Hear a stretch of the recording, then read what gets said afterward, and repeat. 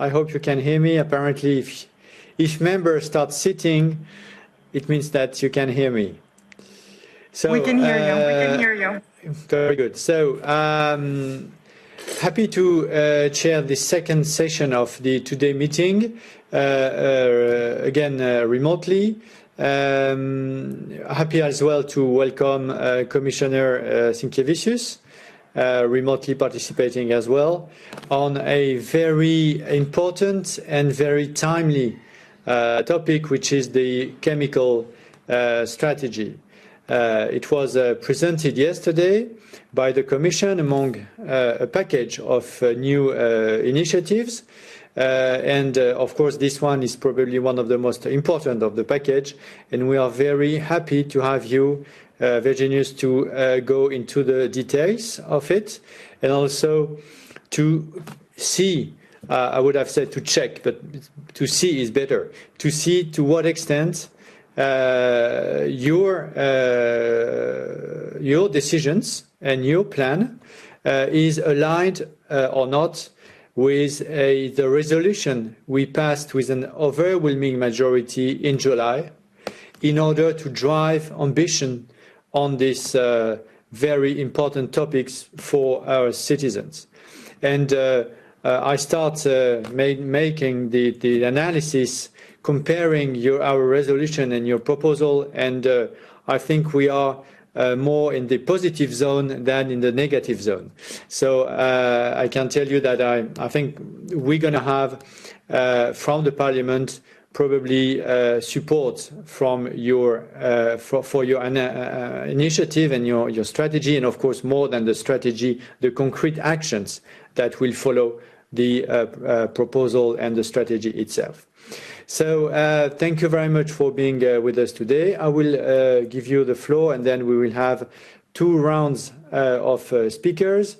And then if we have time, and only if we have time, sorry for that, I will open a catch the eye session. So let's start directly with you, Commissioner, for 10 to 15 minutes. Thank you, Pascal.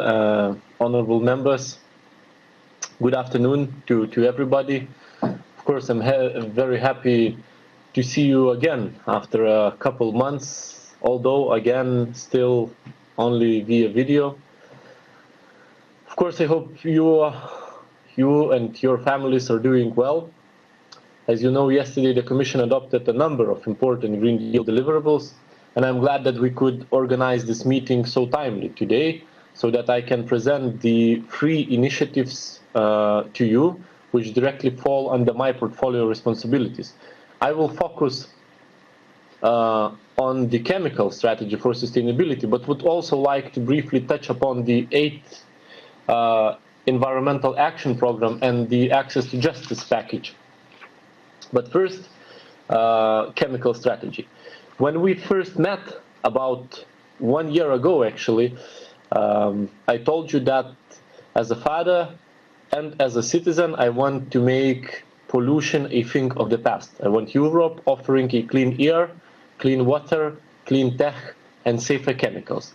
And during my hearing in front of this committee, I committed to protect the most vulnerable: elderly people, children, women, pregnant women, and to look at hazardous substances and endocrine disruptors, to prohibit them from toys, cosmetics, or food contact materials.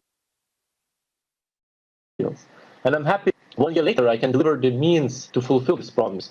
The new chemicals strategy for sustainability is the first deliverable under our zero pollution ambition. And in light of what we have experienced with the COVID pandemic over the last months, both in terms of challenges for our health and for our economies, this strategy comes more than timely. We all know that chemicals is highly regulated and extremely complex policy area with a multitude of stakeholders and interests involved. We have therefore prepared the strategy in the closest cooperation possible with many colleagues and departments in the Commission. Over the last weeks, months, we have had intense exchanges and a constantly close coordination, mainly with Commissioners Breton, and Kyriakidis and their teams, but also with Vice President Dombrovskis and with Executive Vice Presidents Timmermans and Vestager. The strategy is a result of a real team effort. The strategy is balanced and presents an ambitious vision and clear objectives. We have included a large number of concrete actions that we commit ourselves to urgently act upon to achieve a toxic-free environment and boost innovation. Let me now briefly take you through our vision and the concrete actions we propose in our strategy. Chemicals are everywhere in our daily life, from medicines to clothes, and they play a fundamental role in most of our activities. They are in virtually every device that we use, ensure our well-being, protect our health, and ensure our security. They are fundamental for high living standards and comfort. The chemical industry is fourth largest industry in the European Union, and the chemicals they produce and use are building blocks of low carbon, zero pollution, and energy and resource efficient technologies. They are components of materials used in wind turbines, solar panels, electric batteries, and building insulation, to name just a few. COVID has shown that we need a strong chemicals industry to ensure the EU's resilience to future crises. It is true that our industry is already investing in its innovative capacity to provide and use safe and sustainable chemicals. And this will be vital to offer new solutions and support both the green and digital transition of our economy and society. It is also true that the European Union already has a sophisticated chemicals legislation, supported by the most advanced knowledge base in the world. And it is true that the European Union has already managed to reduce risks and the environment for certain hazardous chemicals like carcinogens. But the truth is also that some chemicals can have hazardous properties that harm the environment and human health, and that science is alerting us on areas where we urgently need to act.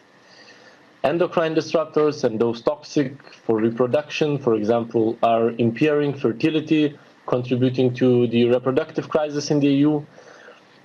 A great number of chemicals cause chronic diseases, not only cancer, but also asthma or diseases of the immune or the cardiovascular systems. These diseases weaken human resilience and make people more vulnerable, for example, to COVID. Some of these chemicals have also been found to weaken the capacity to respond to vaccines. Some persistent chemicals, like the so-called PFAS, have entered the environment and contaminated entire regions in Europe, including drinking water. The reality is that our citizens, including the most vulnerable, are still too exposed to these very harmful chemicals, in particular through consumer products. And this is why we urgently need to act. Global chemicals production is expected to double by 2030, and the already widespread use of chemicals will also increase, including in consumer products. So there is no time to lose. With our chemical strategy for sustainability, we aim to ensure that chemicals that cause long-term effects on human health and the environment are substituted as far as possible, and that the use of the most harmful ones is generally minimized and avoided in consumer products. More generally, we want to ensure that all chemicals are used more safely and sustainably while delivering the necessary technologies and innovations for the green and digital transitions. To increase the level of protection of health and the environment, and to become sustainable, climate neutral, circular and toxic free, we need to be innovative and develop safe, sustainable chemicals. So how are we planning to drive this transition, and what does this mean in very concrete terms?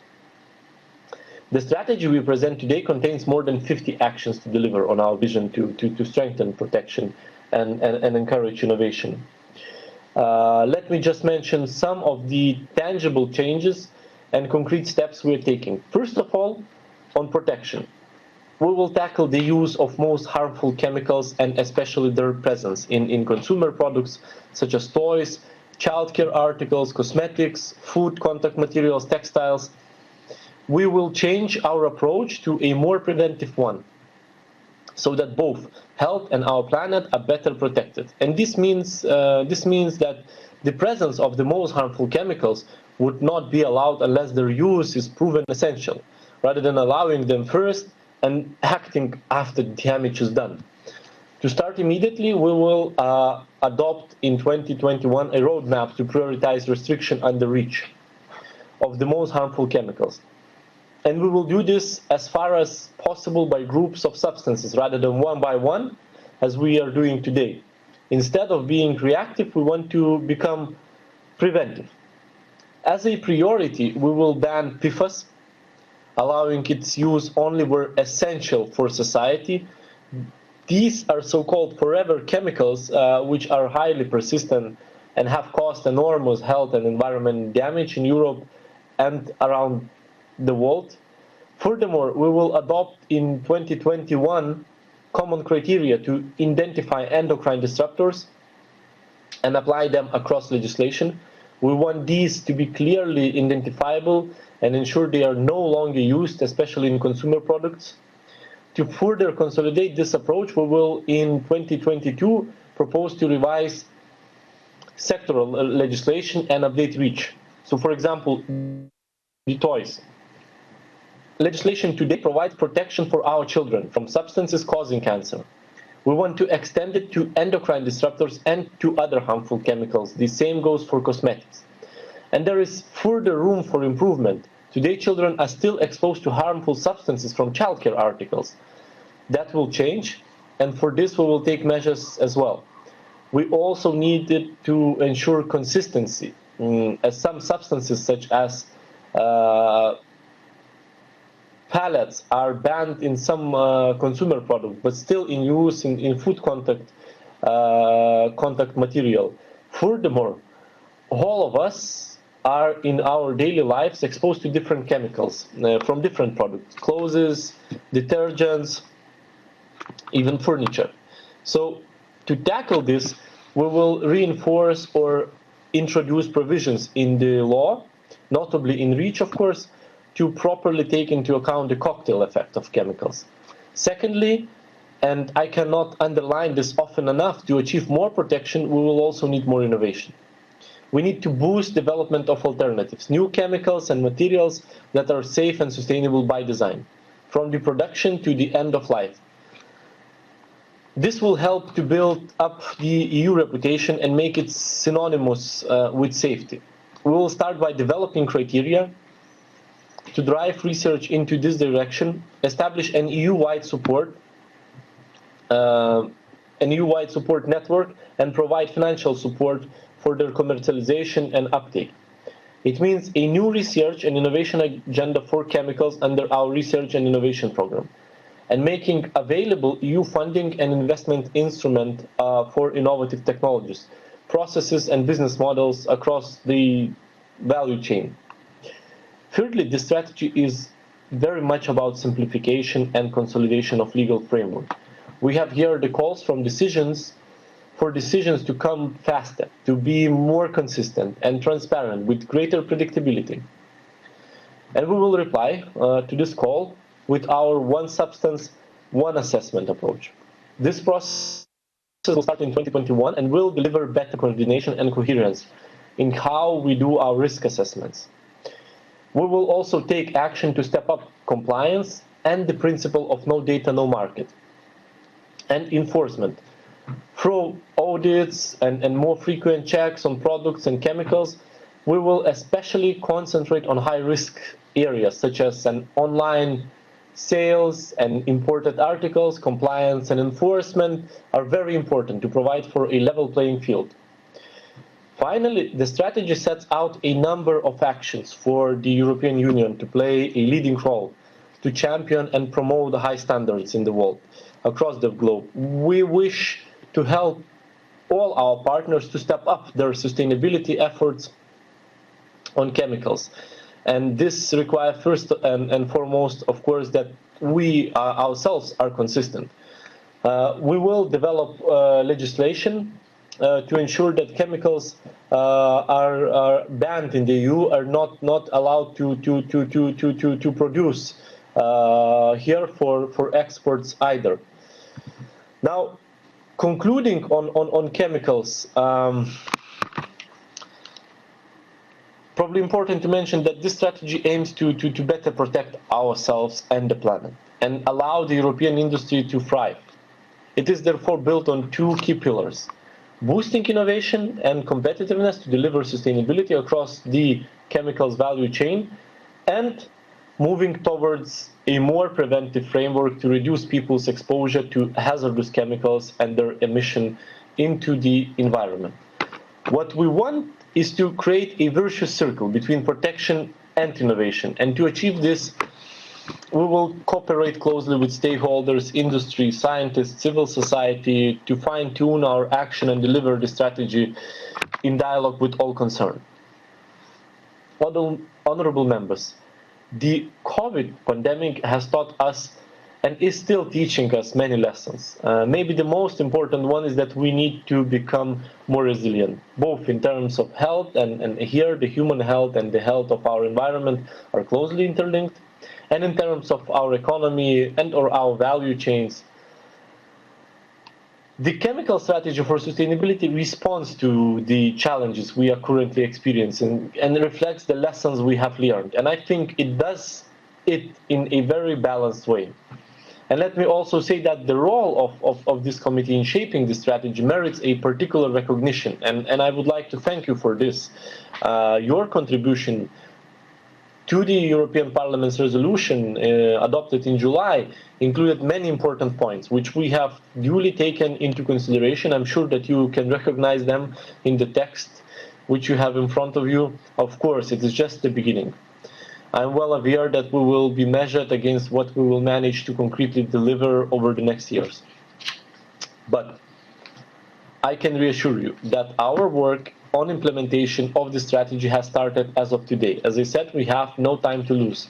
There is a lot to do, but I'm convinced that if there is one region in the world that can achieve our vision of a toxic-free environment where chemicals are produced, used in a way that maximizes their contribution to society and avoids harm to the planet and to current and future generation, then it is Europe.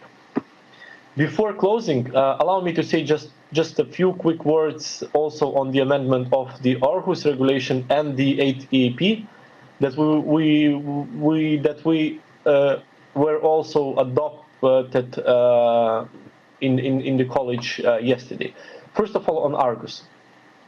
Our proposal on the Aarhus regulation addresses the concerns expressed by the Aarhus Convention Compliance Committee regarding the EU's compliance with its international obligations under the convention. The co-legislators have repeatedly called for this revision, and we are now delivering on what we have already announced in the European Green Deal. The proposal significantly improved the possibilities for NGOs to act as watchdogs and hold the Commission accountable for its decisions, which have an impact on the environment. In a communication accompanying the proposal, the Commission also calls upon Member States to improve access to justice in environmental matters before their national courts. We will now engage constructively with the European Parliament and the Council to facilitate early adoption of the revised Aarhus regulation before the meeting of the parties to the Aarhus Convention in October 2021. And here I would like to probably draw your attention that, this union is very much about, values. And one of the core values is rule of law. And I think, this is something that has to be perfect. And I think having, Aarhus not fully implemented was sort of a dark corner, which I'm happy I was able to deliver to avoid it and say that our house is in order and we are an example of speaking about the rule of law. Few sentences, very short, on 8 EAP. The Commission's proposal for the 8th Environment Action Programme is complementary to the European Green Deal and supports the delivery of the Union's environmental and climate objectives. So therefore, the focus of this 8EAP is on implementation at all levels of governments and monitoring. Our proposal, of course, aims to strike a deal with member states and the European Parliament once it's adopted in co-decision. The 8EAP will ensure shared ownership with the other institutions for whom the 8EAP is legally binding. The 8EAP should be the trajectory to deliver on the environment, part of the Sustainable Development Goals, and thus run to 2030, while being guided by a long-term objectives for 2050. It will also support the EU's green recovery through its long-term orientation and environmental priority objectives it shares with the Green Deal. We live in a completely different political momentum, and momentum which probably most of the members of this committee been dreaming about. There is a wide opportunity window to implement those green ideas, solutions which were for many years around. That's why the 8EAP is slightly different than its predecessors, but if you combine it with the Green Deal, I think the ambition is there, and most importantly that I think everything what is monitored properly usually has a good chances to be implemented. So I hope that 8EAP will serve as exactly that monitoring tool, which we of course together with the co-legislators will be able to agree on. Of course, I hope we will have another occasion to discuss these two important proposals in more detail, but I would like to thank you very much for your attention, and of course now I look forward to your questions. Thank you very much, Commissioner. A lot of what you said in terms of concrete actions and proposals are very much in line with the resolution from the Parliament. So as the chair of ENV and the lead committee leading to the resolution I was just mentioning, passed in the Parliament in July, I think it's a very good cooperation between our two institutions for the common good we are after for citizens, children, elderly people, and the most vulnerable people, as you said. Thank you for that. I will now start the first round of questions with the coordinators or their representatives. Please stick to the 2 minutes allocated, otherwise I will have to cut your speaking time. I will start with the EPP and Maria Spiraki.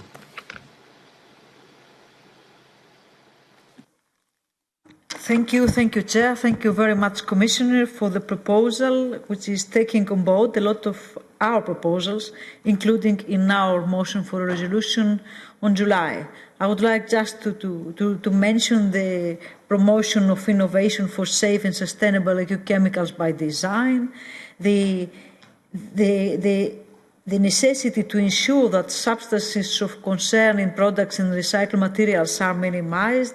I would like also to mention that the PFAS will be addressed with a group approach, and I am pleased to see that our proposal regarding developing a common open data platform, which is a proposal which comes from ECHA, is already on board, and of course we fully endorse the zero tolerance approach on non-compliance. So thank you very much once again. I would like just to focus on two topics that I think that we have to take into account. The first one are the voices that coming from the industry, which have already criticized the strategy as a missed opportunity for strategy to accelerate how Europe's fourth largest industry can deliver on the Green Deal. And I think that we all agree that we have to create a comprehensive and predictable regulatory framework for chemicals in order to lead in a global basis and to provide a model for safety standards worldwide. In this regard, I think that companies need the right to have the incentives to provide innovative investments as well as regulatory predictability. In addition, the concept of animal testing that should be progressively replaced must be further developed in our strategy with increased effort and funding in order to achieve this. And as you know, maybe a special team within ECHA is working on that direction. Therefore, I would like to conclude by saying that at the next level of legislative procedure, we have to engage further stakeholders, consumers, industry, and of course ourselves as policymakers to a new dialogue, taking into account their concerns and finally to provide a right balance. Thank you very much once again. Thank you. Jutta Gutteland for SND.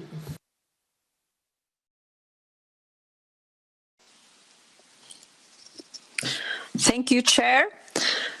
Dear Commissioner, thank you for coming to the committee today to present the biggest update of Europe's chemical regulation in more than a decade, and it's not one day too early. We in the S&D Group welcome the strategy's focus on increasing the production of vulnerable groups, not at least children.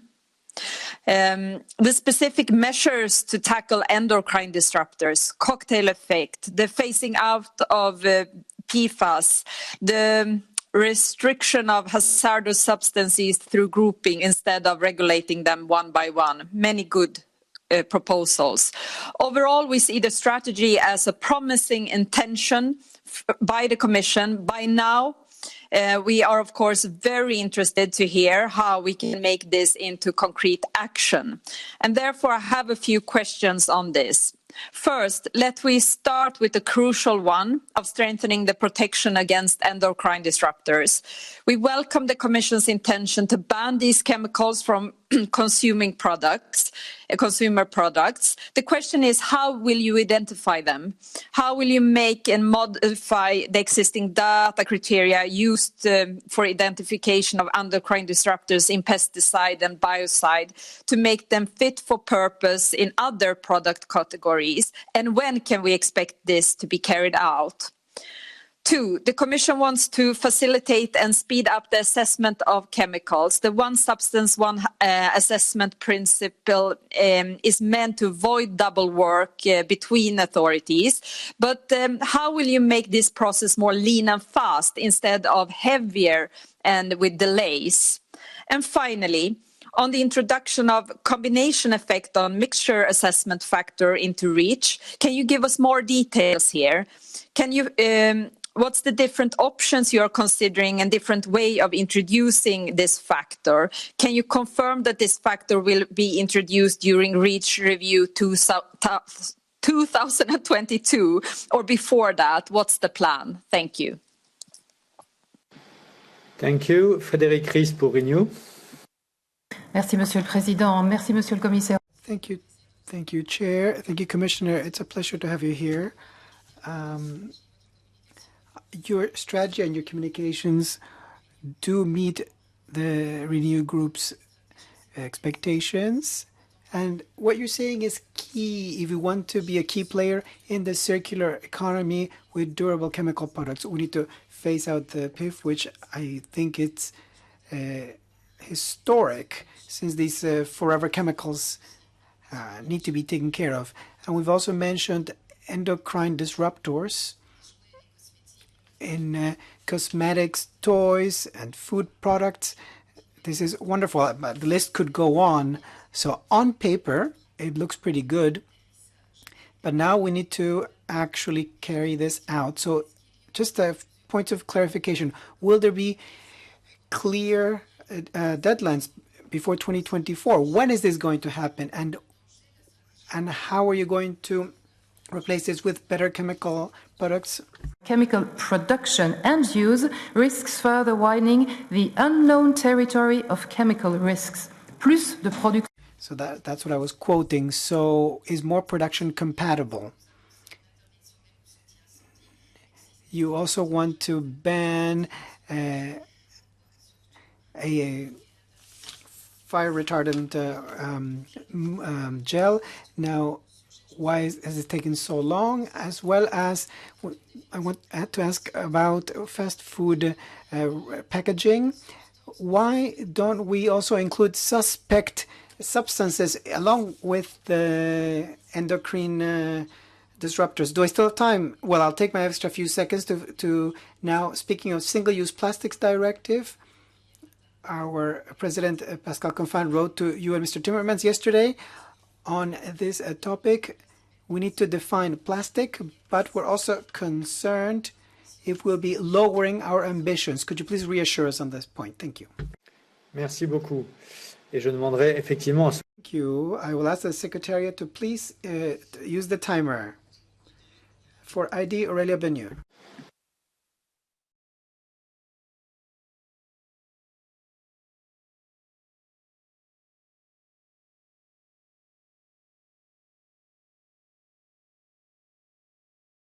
Madame Benu, est-ce que vous nous entendez? Est-ce que vous pouvez appuyer? Madame Benu, can you hear us? And if so, can you hit your speak button? Can you hear me? Yes, wonderful. All right. Thank you, Commissioner, Chair. I've heard you speak about your chemical product durability initiative. I think I welcome this initiative to protect EU citizens. The EU must be particularly attentive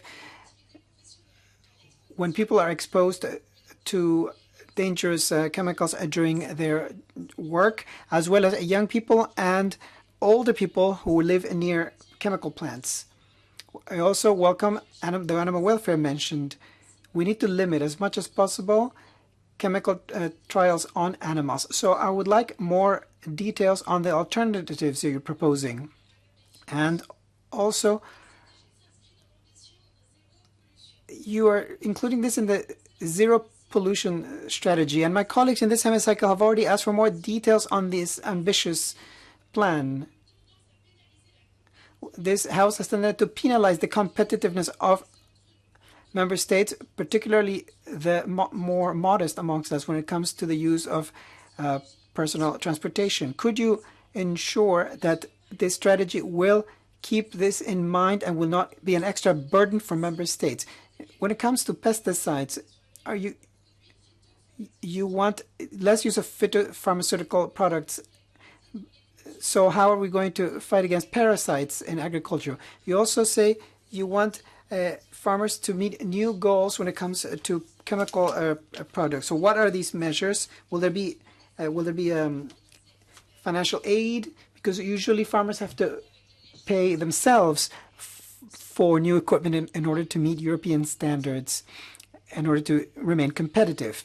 And finally, I note that you're once again mentioning the circular economy without once mentioning the advantages of going local, which should be a natural part of this strategy by no longer importing dangerous products, promoting local purchasing and less exposure to endocrine disruptors. Thank you. Thank you. Sven Giegold.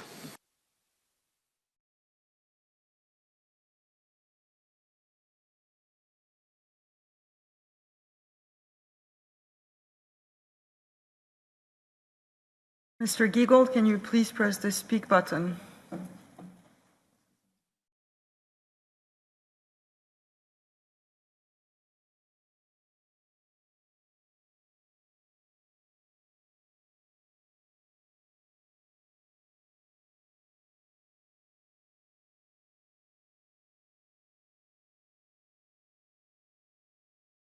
Okay, I suggest we move to ECR, Pietro Fiocchi, and we'll be back to Sven as soon as possible. Thank you very much, Mr. Chair. First of all, I want to convey my appreciation to the work of the Commissioner. Very pragmatic approach based on scientific data and numbers. And I love this, and I especially love your plan to save 25,000 kilometers of rivers in Europe, which, rivers are the paradise for biodiversity, but they're also a transport system for toxins, poisons, and plastic. Going to the chemical, number one, what is your approach to what you intend to do with the rest of the world, which has nothing even close to our REACH regulation, and what you intend to do with the UK, that after Brexit probably will not upgrade their system. Second one, fast reading, the regulation seems to be an uncoordinated policies made by a long list of regulatory measures and so on.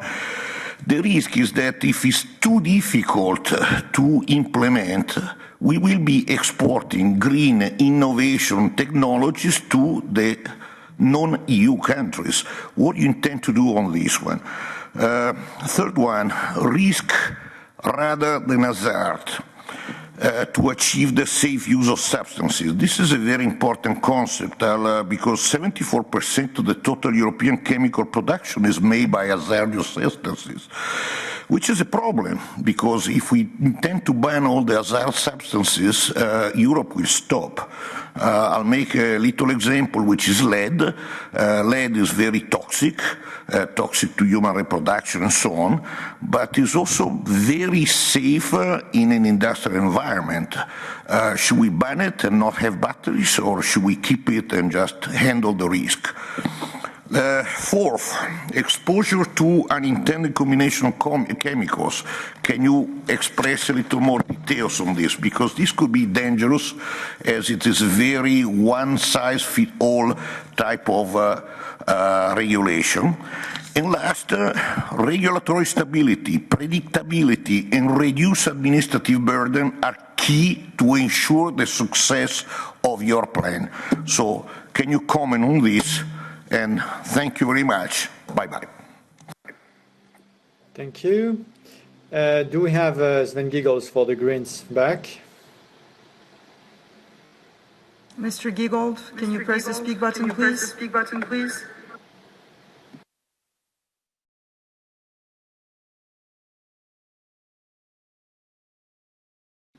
Okay, so we move to Anna Azakam for the GUE. Well, thank you, Chair. Dear Commissioner, we have seen a relentless fight between stakeholders and the different divisions of the Commission. And I'm relieved to see that, at least in some aspects, science and public interest have prevailed over private profits. The strategy lists many important elements which we welcome, such as phasing out the most hazardous chemicals, including PFAS and endocrine disrupting chemicals. From consumer products, and very close to my heart, ensuring that hazardous chemicals banned in the EU are not being produced for export. Well done, Commissioner. Thank you. But as you know, the devil is in the details, and this strategy is still quite vague. I hope to get more clarity today, and therefore I have several questions to you.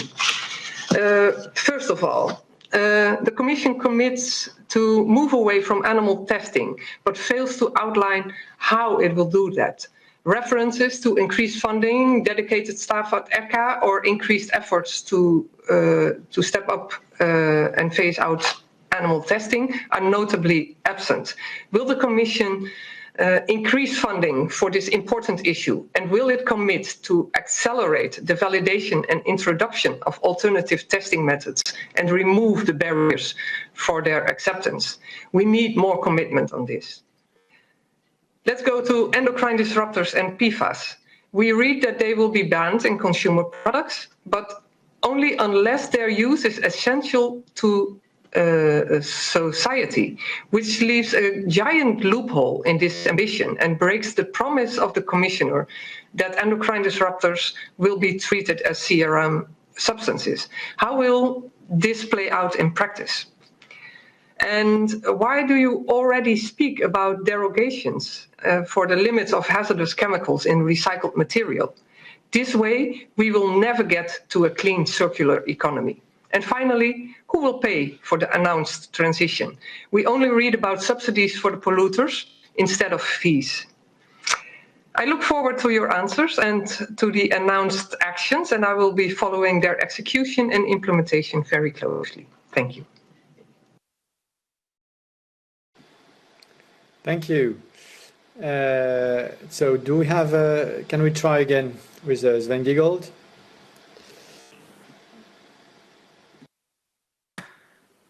Finally, it works. Thank you, Pascal, for trying twice before. First of all, I'll switch to German now. Herr Kommissar. Thank you, Mr. Commissioner. This is a strong strategy. You're implementing the Green Deal in the chemicals sector, and that will strengthen European chemicals legislation. That is a really, really important point. It's a landmark for the environment, chemicals, but also sustainable environmental policies as they affect chemicals broadly.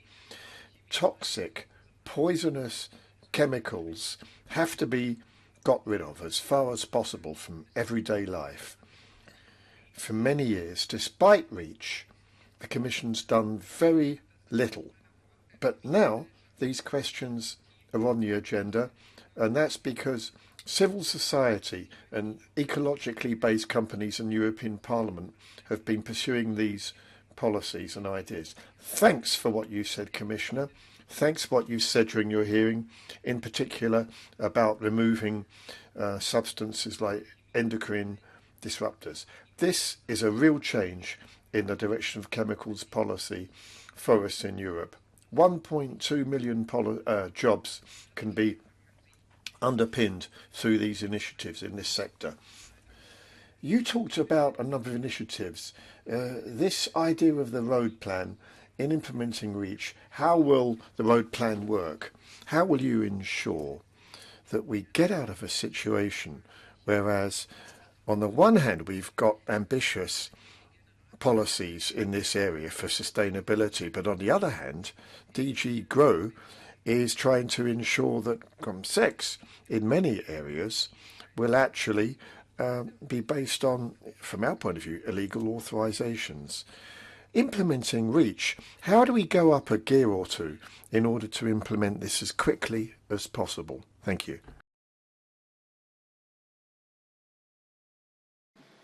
Thank you. So we are done with the first round of speakers, and I give you the floor for 10 minutes. Commissioner. Yes, I hope you can hear me well. I'll try to make it in 10 minutes, but there was a huge amount of questions, of course, to cover. So to begin with, to Ms. Spiraki, I would begin by saying that this is actually an open invitation to business and stakeholders to actually contribute to the Green Deal. On the contrary, and what we offer here is very clear. First of all, if you look what business is looking for is coherence and clearance, and this strategy is exactly what it gives. It gives coherence in the EU legislation, getting all the loose ends where the chemicals are all over the EU legislation and making a one coherent legislation. Two, of course, we offer a additional push for innovation and access to capital. When we speak about the innovation, we speak, of course, about our programs of innovation. We speak about the Next Generation EU. And I think this is the great opportunities for business to move here to Europe, move here production lines to Europe, and be and receive the first movers advantage to sell the cleanest chemicals and be proud of those higher standards. Now, speaking what Ms. Guteland asked on the mixture assessment factor, the strategy announces that we will make a proposal to take into account mixtures in the risk assessment of the chemicals under REACH. And the decision to introduce a mixture assessment factor under REACH is taken in the strategy. Of course, we need to define the best way to do this, in particular to decide whether we will need to have one or more mixture assessment factors and what the value of the factor or factors should be. And we will do this through an impact assessment, which we will launch without delays, and will be based on the best available scientific advice. The proposal to amend REACH, I think it will come in 2022. Now, on one substance, one assessment, asking of how to make it linear and lighter, Ms. Guteland also asked. So first of all, better coordination in Commission, across agencies, and of course with the member states. Secondly, of course, rationalize resources of bodies, providing scientific assessment and using as much as possible, of course, our agencies. And thirdly, of course, making sure that the agencies work with the same data, same methodology, and in a coherent way. What is important to add, I think, on one substance was one assessment that we will establish a publicly available overview of all planned and ongoing assessment initiatives across legislation. And we will also, of course, better coordinate that with the member state and agencies. Now, also, Ms. Guteland asked on endocrine disruptors, and it was part of the question from Ms. Rias. We will establish a legally binding hazard identification of endocrine disruptors based on the definition of the World Health Organization across all legislation horizontally. We're already working together with member states to propose the identification of endocrine disruptors under the classification, labeling, and packaging of chemicals regulation, and in a second step in the UN globally harmonized system, so going into a global level. I think Mr. Fiocchi was asking about the global level. I will return to that as well.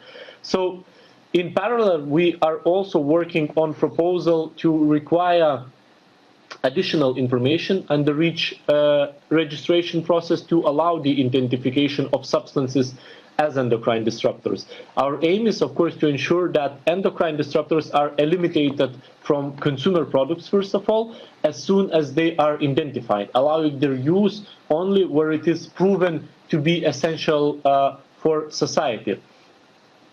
Now, Ms. Rias also asked about single-use of plastic directive. So I can only reassure you that the proper implementation of the single use of plastic directive is a personal priority for me. And I'm fully aware of the ambition and the importance of this groundbreaking piece of EU legislation. Following the speedy adopting of the directive, the discussion on its implementation have been very intensive. And they involved broad range of stakeholders and as required by the directive member states. So I think now it's the time to go ahead with the implementation and the proper implementation as it is clearly stated in the directive. Of course, not lowering an ambition, which was at that time and still relevant today. Now, Ms. Bio, she asked on a zero pollution action plan. The zero pollution action plan will look at several ambitious areas. First of all, of course, stepping up effort on implementation and compliance, in particular empowering the enforcement authorities at national level. Secondly, of course, updating and modernizing the pollution-related acquis, such as on urban wastewater, air quality, and of course industrial emissions. Thirdly, developing an integrated zero pollution monitoring framework and outlook report, and this will allow us to set targets if necessary, building on a solid baseline we need to establish in the coming years. And fourth, of course, promoting innovation and digital solutions for zero pollution. Joining forces with digital transition will allow us to create business opportunities, such as through pollution-free products by design. There was a few questions on animal testing. I think Ms. Bion asked and Ms. Fiocchi also asked on animal testing. So, oh no, Mr. Fiocchi, no, Ms. Hazenkamp, I'm sorry, yes. So the directive on protection of animals used for scientific purposes already provides a strategy that is legally binding, a step wise for replacing animals as soon as scientifically satisfactory methods become available. And the ultimate goal is, of course, full replacement of all animal use. Now, also there was a question on pesticides. The strategy addresses pesticides in the sense that they are chemicals. and therefore they will also need to be produced and used more sustainably.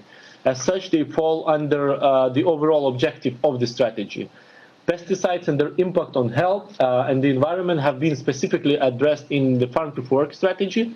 Legislation on pesticides and biocides is already addressing substances which cause cancer or endocrine disruptors and contains provisions on the combination effects of chemicals. So the strategy calls for further implementation in a number of areas and also to extend the preventive approach currently in place for carcinogens and endocrine disruptors, also to other harmful chemicals. I just want to reassure you that this strategy is also, of course, in line with all the other strategies which we adopted earlier on. Mr. Fiocchi, thank you very much for your questions. And here, first of all, you asked about the global ambition. Of course, by writing this strategy, we realized that we live not in vacuum, and of course we need a global response and global trend to follow us.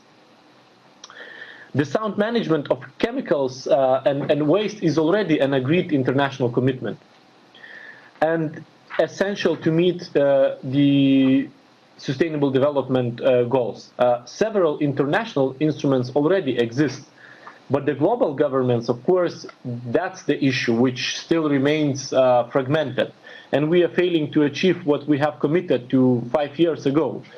So it is therefore urgent to step up international action to achieve an ambitious and coherent international framework. Under the strategic approach to international chemicals management post-2020, the EU will strive for the adoption of ambitious global strategic objectives and targets. In addition, we are of course committed to work with all actors to support third countries for raising their standards and share EU's expertise and knowledge. And we will also of course promote common standards and innovative risk assessment tools internationally, of course, and that will also help us to shift away from animal testing. Now, Mr. Fiocchi also asked about metals, and so most heavy metals are already substances of very high concern and are highly regulated, but are widely allowed for justified uses where no acceptable alternatives exist, and that's the key. Acceptable alternatives. Cobalt, for example, is a carcinogenic, mutagenic, and is therefore already banned in consumer products, but currently allowed for use in industrial applications or for applications which are important for society, for example, batteries. So the concept of essential uses will ensure the derogations can continue to be granted when, of course, they are justified. At the same time, we, of course, want to continuously drive innovation and safer alternatives. Last, on Mr. Fiocchi's question on Brexit, the UK has chosen to leave the EU and to leave its internal market.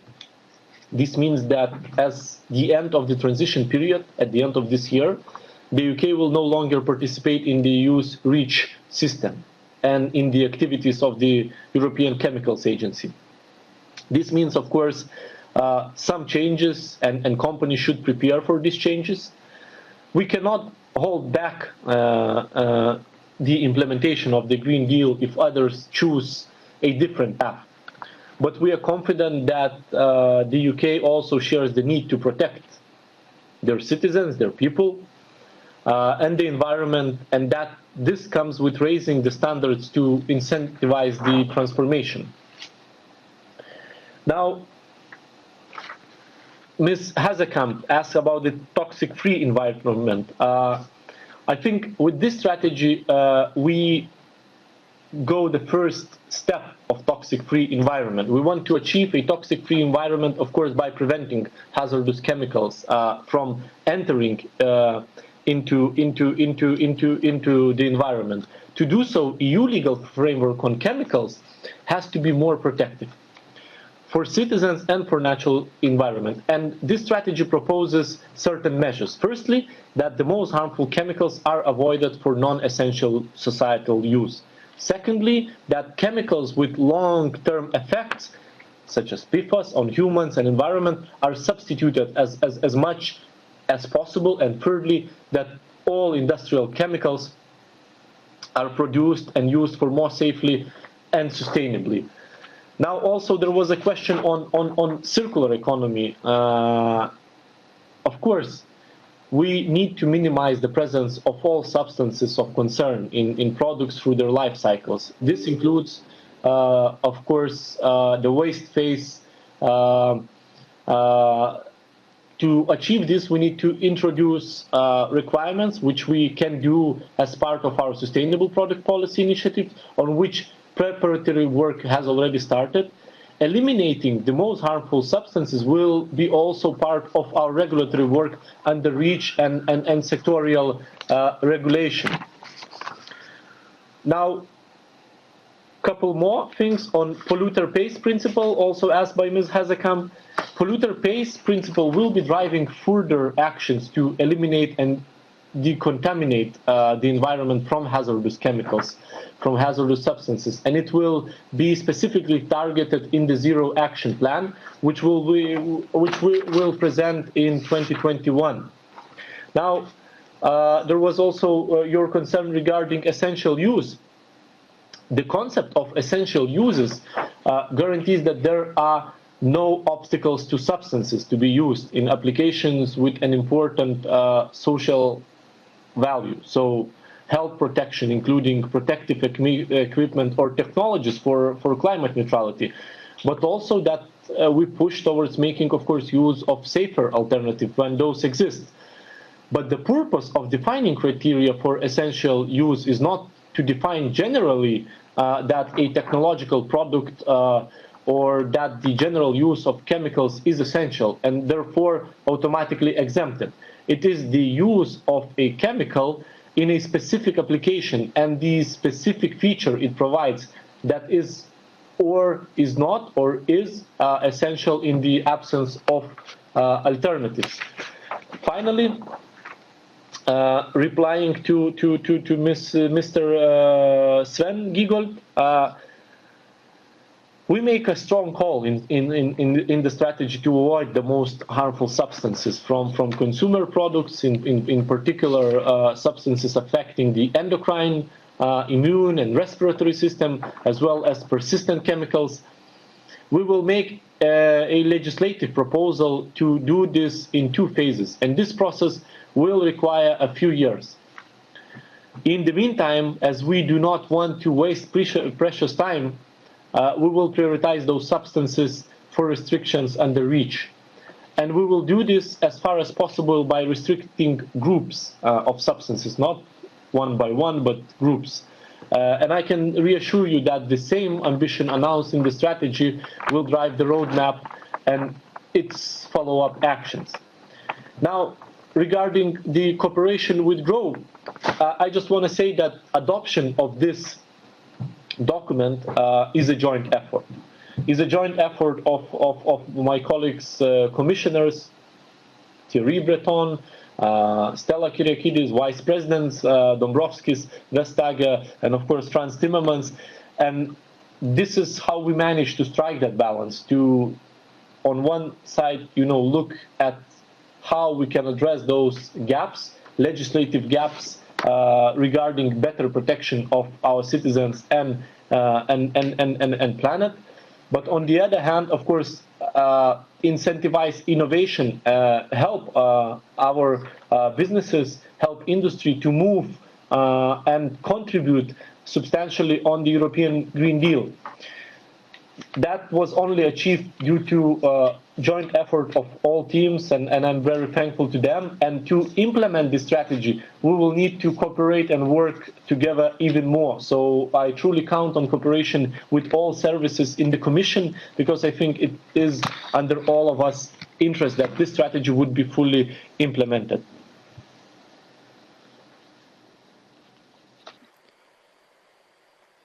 Thank you. We are going to move now to the second second round of questions. Sorry. And we're going to have 9 speakers for 2 minutes each. Again, we start with the EPP and Christine Schneider.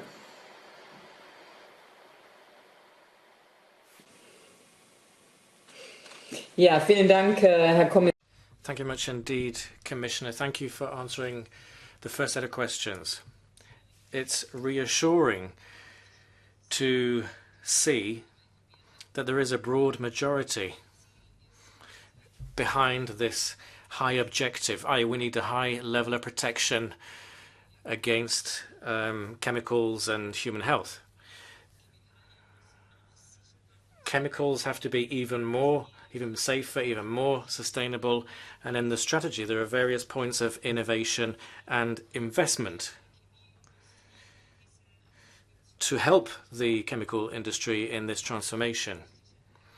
Therefore, we need stable legal frameworks with scientific bases. And therefore, my question, maybe you could be more specific. On the one side, you want to have as much protection for people and environment as possible, and also you want us to be a pioneer, the EU, in chemical manufacturing. For the authorization of chemicals, how can we be transparent and allow greater competitiveness and investment, but how can that fit up with the sustainability side? You're not automatically exempting the harmful substances, the hazardous substances. The farm-to-fork strategy and nutritional safety, how does that link up with sustainable chemical management? Thank you very much.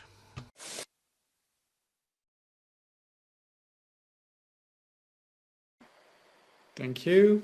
We move now to the S&D Group and Maria Arena. Merci, Monsieur le Président. Thank you, Chair. Thank you, Commissioner. First of all, congratulations to you. Thank you for this strategy that was published yesterday. It really is a step forward. It's very ambitious. We do need to protect health and the environment. I'm not going to go into the details because other colleagues have already raised points, but the question I have is, most priorities that we have in the Parliament in the resolution, they are present in this strategy. The work between the institutions, I think, shows that's all that's been fruitful. And we've obviously worked with civil society as well. I have 3 questions on the strategy. First of all, essential use, this concept. As we said in the resolution, the definition as in the Montreal Protocol, we think that's a good thing. But specifically, what about the arrangements and the stakeholders that will be involved in the definition of criteria? What will be the role of the European Parliament in this work? Second question. Same question on the definition of safe chemicals, safe and sustainable chemicals by design. Who will decide on those criteria? And will they include sustainability of the value chains?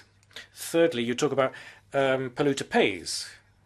This concept, I think, would allow us to encourage industries to move towards replacement, substitutions. But you weren't very clear in your response.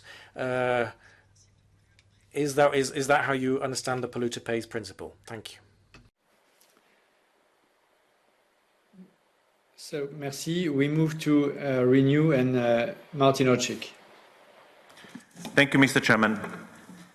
Dear Mr. Commissioner, you have proved that you listen to the scientists, and I have to say that I really appreciate that you listen to ours and citizens' demands.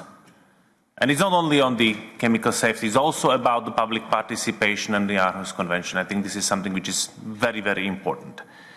The connection between the chemicals and sustainability tends to be overlooked. And while we make the chemicals safe and sustainable by design, we make the toxic-free hierarchy, these are crucial to achieve the circular economy and climate neutrality.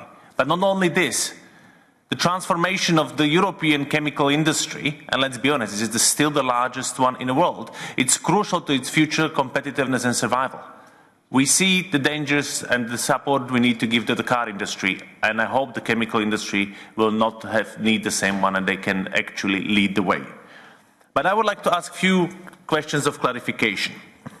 Who is going to define what are safe and sustainable chemicals?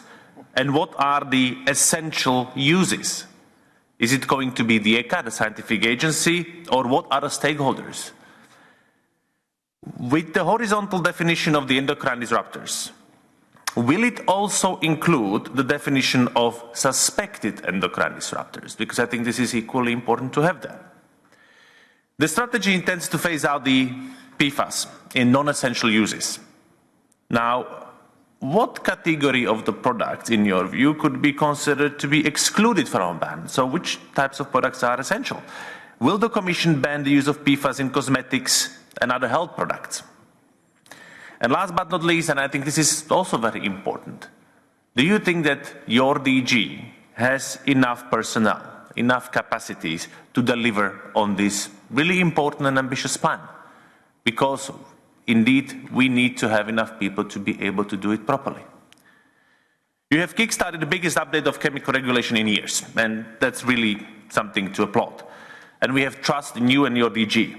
So please do not spend several years doing impact assessment of impact assessment and refits of refits, but start acting.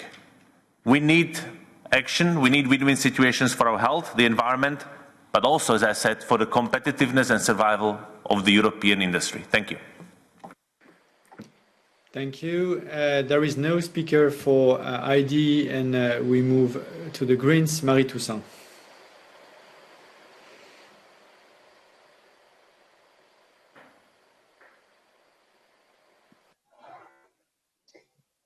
Oui, Monsieur le Président. Thank you, Chair. Thank you, Commissioner. Thank you for this strategy. I've been waiting for this for a long time. It's really necessary. Polluter pays. This is in the 7th programme for the environment. As the strategy stands, well, obviously we have a few questions on it. You could put forward incentives, carrots, and responsibility.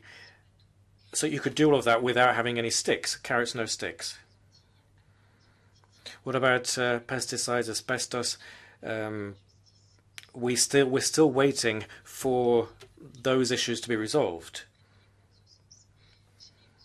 I have a question.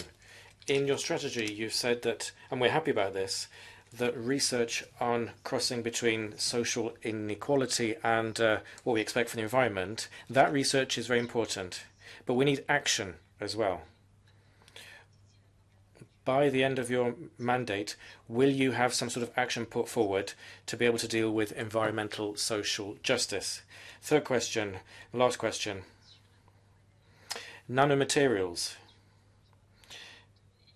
I think the action plan for the environment has to have environment protected from these nanomaterials. The Rockstrom Resilience Centres have said that these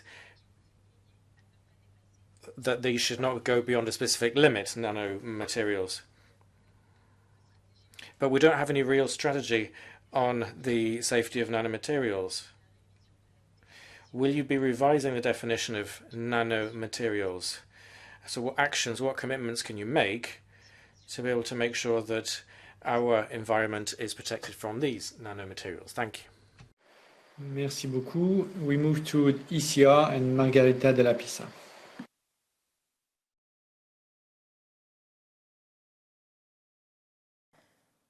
Muchas gracias, señor comisario. Thank you very much indeed, Commissioner. They're contradictory, these aims. This new strategy obviously has a lot of utopian points in it, but it prohibits some products which are necessary to be able to deal with industrial strategy, and which will allow us to be independent in the production of our medicines. And this is something we really need in Europe during a pandemic like this. These products are the basis for research in new technologies that you're saying that you're trying to promote in the Green Deal. So, Commissioner, what will you be doing to make sure that this conflict will actually become coherence? I mean, there are strategies enough out there. You know, there are loads of actions in the annex. They might actually make it more difficult for companies to exist in Europe and mean a break on investment in Europe. Thank you. Thank you. For the GUE, Mick Wallace. Thanks very much, President. Earlier today in committee, we were discussing the circular economy action plan, and of course, we want the chemical strategy for sustainability to be fundamental to action on the circular economy. We clearly cannot have circularity without having non-toxic material cycles, otherwise we'd just be poisoning ourselves even more. The best way to do this is to stop hazardous chemicals getting into our product and food in the first place. So I commend you for bringing forward this necessary strategy, but there is clearly an industry stamp on this throughout, which is worrying. This could have been an opportunity for rapid action on the toxins we've all been exposed to day in, day out. Instead, there's a balancing act going on here, putting industry's interests on an equal footing to the protection of people's health. This is most evident in the overemphasis on innovation and competitiveness. Generations before us were actually exposed to much less toxic chemicals. Now we're unnecessarily putting more and more chemicals into our food and into our products, into our soil, not for any social benefit, but for industry's benefit. I hear you saying you're focusing on human health, but what I'm reading is an attempt to keep industry happy. So I ask, who holds the power here? We've heard of the shenanigans going on in the Commission between DG Grow and DG Sante, which is not good. We need a chemical strategy that is about people's health and the environment, not about what industry wants. And it's your job, Commissioner, to guarantee that. Commissioner, are you willing to stand up to your own colleagues in DG Grow on this issue? Chemicals in the food chain are seen as a huge priority to get rid of all chemicals in our food. I find it unacceptable that we are normalised the idea of traces of pesticides, PFAS and other harmful chemicals in our food. And I find the 50% target in the farm to fork and biodiversity strategy is too low. Toxic-free food, is that too much to ask? Is reinforcing the regulation on chemical contamination in food? Will you promise a toxic-free food ambition? And the Parliament has called numerous times on the Commission to improve the Union's authorisation procedure for pesticides, which, as we know from the glyphosate catastrophe, is untenable. We reiterate that in our resolution on this strategy. It's nowhere to be seen here. I'm wondering if you might explain that. Thank you. Yeah, thank you. Thank you very much. We move to the next three speakers. EPP, Liudias Mazilis.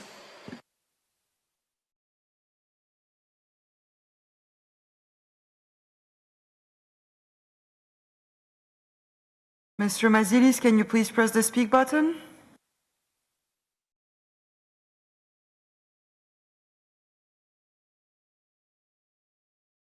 Okay, let's move to Cesar Luena for SND.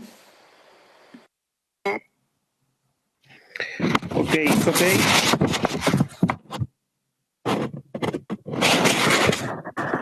Can you please use headphones?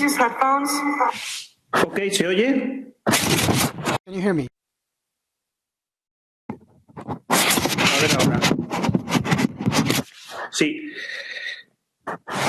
Gracias, Presidente Canfam. Thank you, President Canfan. Dear Commissioner, congratulations, but I'm going to share some of my concerns. I welcome the banning of the most noxious chemical products, as well as the gradual removal of the PFAS. But I hope that the exception that is mentioned from both, except, and I quote, when their use is essential, unquote, does not become the norm. Secondly, it's a shame that you haven't included the volume of chemical products as well as their dumping of them into the environment. I think that you should have mentioned the implications of Brexit as well. Chemical products, when they're produced, cross the English Channel several times back and forth. So I think we could have looked into that as well. Fourth, I think you could have included how we deal in trade agreements with these, as is done with phytosanitaries, which are also included in trade agreements. Mr. Sinkevčius, remember that trade deals are a way to enforce this. And finally, the impact of biocides on biodiversity. This is also of great importance, and this has not been mentioned, just like EFSA evaluates the use of chemicals on pollinators. The EFCA should also see the effect of biocides. So these are my comments, and I leave you with a final thought. Citizens and health first, and then far later should chemical agents be allowed. Thank you. Thank you. Do we have Mr. Mazilis? Mr. Mazilis, can you please press the speak button? Can you hear me? Yes. Thank you. Mr. Commissioner, in a new published ambitious chemical strategy, Commission declares the transition to the chemicals that are safe and sustainable by design. It's defined it offers great economic opportunity and needs concerted efforts of authorities, businesses, investors, and researchers. Could you please expand this idea a bit?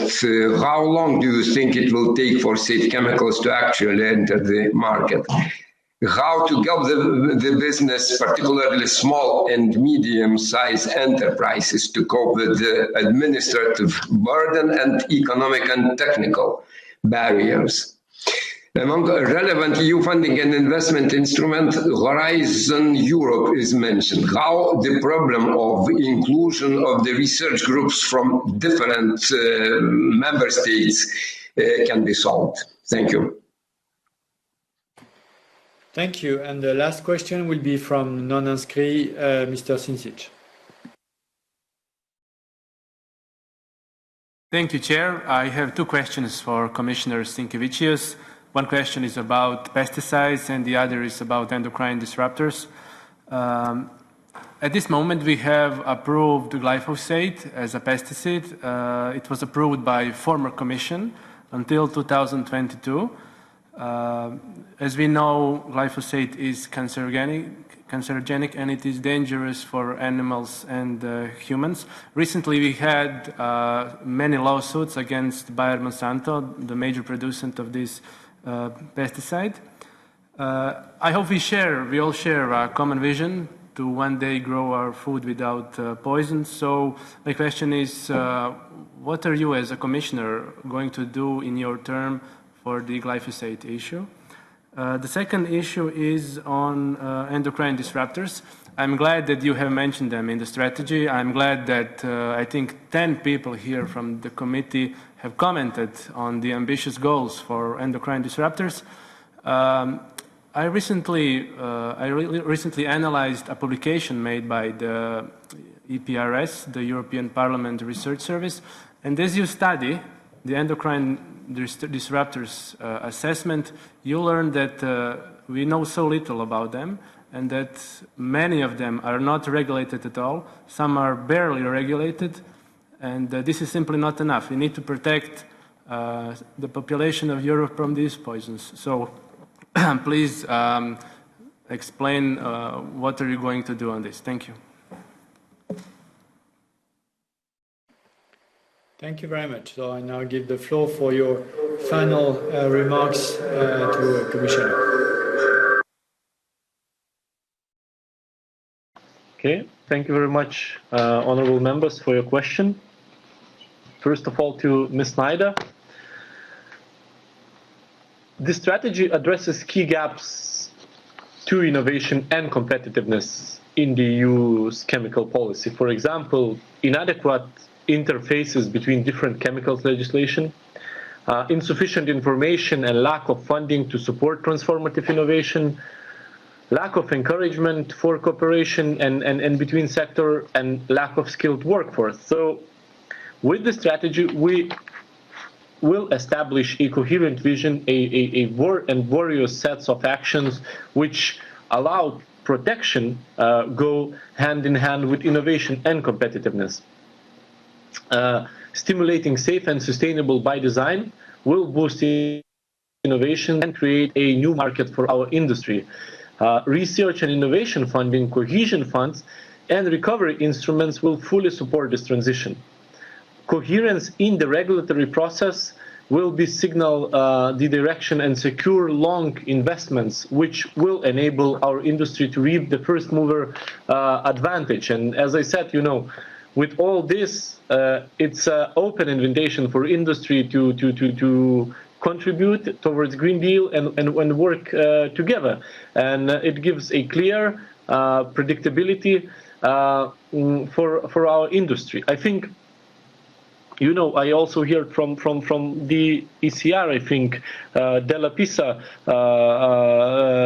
question about also industry and so on. So maybe replying to those general concerns about industry, shifting towards safe and sustainable by design chemicals, material and products is a win-win agenda for all. And we want to create a virtuous circle between protection and environment. In the EU, we already have industry frontrunners whose business models are set up in the spirit. These frontrunners should become role models, a best models for others. And the strategy promotes and incentivizes the development, production, and use of safer alternative by establishing a specific EU-wide support network, and through our financial instruments, including our research and innovation programs. Now to Ms. Arena, about safe and sustainable by design. We will start by developing criteria together with stakeholders for safe and sustainable chemicals. We will create an EU-wide support network to promote their development and uptake. Many retailers, manufacturers, and other downstream users are raising the bar, and they actively seek to substitute hazardous substance chemicals. And the strategy will help them to deliver on these new chemicals and their use, and especially, of course, to integrate them as soon as possible into supply chain. Now also, Ms. Arena asked on polluter pays principle. In chemicals legislation, the polluter pays principle is operationalized with industry's responsibility to provide data and knowledge on the safety of the substances they manufacture and put on the market. Furthermore, the strategy also calls to strengthen the polluter pays principle together with no data, no market principle, in particular under REACH. The strategy is reinforcing all the requirements, in particular to make sure we have information on polymers of concern and what we can properly identify in carcinogens, endocrine disruptors, and other very harmful chemicals. Now, I think also it was asked by Ms. Arena, but also Mr. Hojsik asked this question on essential uses, on sustainable chemicals. The concept of safe and sustainable by design chemicals will be defined in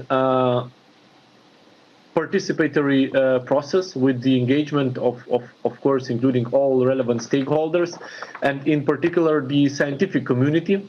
This concept is building on well-established concepts, including green chemistry, which has been driving the design and production of safer alternatives. On the concept of essential uses, the Commission is developing a reflection paper which will be soon presented to drive further discussions on how the concept can be applied usefully in chemicals legislation, of course starting with REACH. Now, Mr. Hojsík had a couple smaller questions on endocrine disruptors. Will it cover suspected endocrine disruptors as a category? So yes, I can reassure you that they will be covered.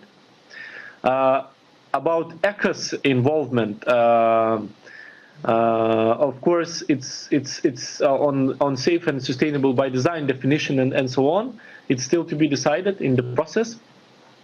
And regarding resources in DG Environment, that's probably the most challenging question, and of course it is going to be challenging. But I can be only thankful to all of those people who are working tirelessly, not only on chemicals, but we have also biodiversity strategy with full action plan of implementation. We have circular economy action plan, and for example, only legislation on batteries requires lots of resources. So I have the best team. I have the full trust in them, and of course in their abilities to deliver. We will be always, of course, assessing our resources and looking if there is a possibility to have more to deliver on that ambitious agenda. And thank you very much for drawing your attention to it. Now, also, Mr. Hojsík and I think Mr. Cesaluena asked on essential uses. The concept used to implement REACH by helping to decide which authorization should be granted and how derogation shall be granted. And the concept is already defined under the Montreal Protocol, and we can build successfully on that. And we will work with, of course, stakeholders, including member states, on defining the criteria for its implication. Now, okay, for Mr. So, nanomaterials. In our regulatory approach, we address nanomaterials like any other chemicals. The strategy applies to nanomaterials as it applies to any other form of chemicals. We will finalize the review of the recommendation on the definition of nanomaterial and ensure that this definition is legally binding and consistently applied in all EU legislation with specific provisions on nanomaterials. And this will make our legislation, of course, more coherent. I think we must have adequate characterization and safety information on nanomaterials and use in safety assessment. Now to Ms. To Ms. Della Pisa, but I think Mr. Hojsík also asked on this question regarding the metals, banning metals and in general. So the essential uses. So the concept of essential uses will ensure that derogation can continue to be granted when justified. At the same time, we want, of course, to continuously drive innovation to safer alternatives. And I think Mr. Hojsík mentioned in his question about the products, which products are essential or which are not. We're not going to be deciding on products. It's about the chemicals which are used in certain products, but not the product itself. So most importantly, chemicals that are used, is there a substitution in the market, a possibility to substitute or not, or it is essential use rather than the product itself? Right, Mr. Wallace, thank you very much for your questions. And probably most important one on food. Yes, foodstuffs, they do not fall under chemicals. However, we know that there are substances used in food, in particular in processed foods, such as additives or materials that are in contact with our food, which can lead exposure to harmful chemicals. We address them in the strategy through very concrete actions to ensure that consumers as well as the environment are better protected. The strategy sets specific objectives in terms of protection from hazardous substances in food contact materials to make sure that the most harmful chemicals are not allowed in those materials, but also to take into account the combination effect of chemicals. The way the legislation will address this will be defined, we will prepare in the follow-up actions of the strategy. And of course, in line with the Commission's better regulation principles and tools. Now, there was a question from Mr. Luyana on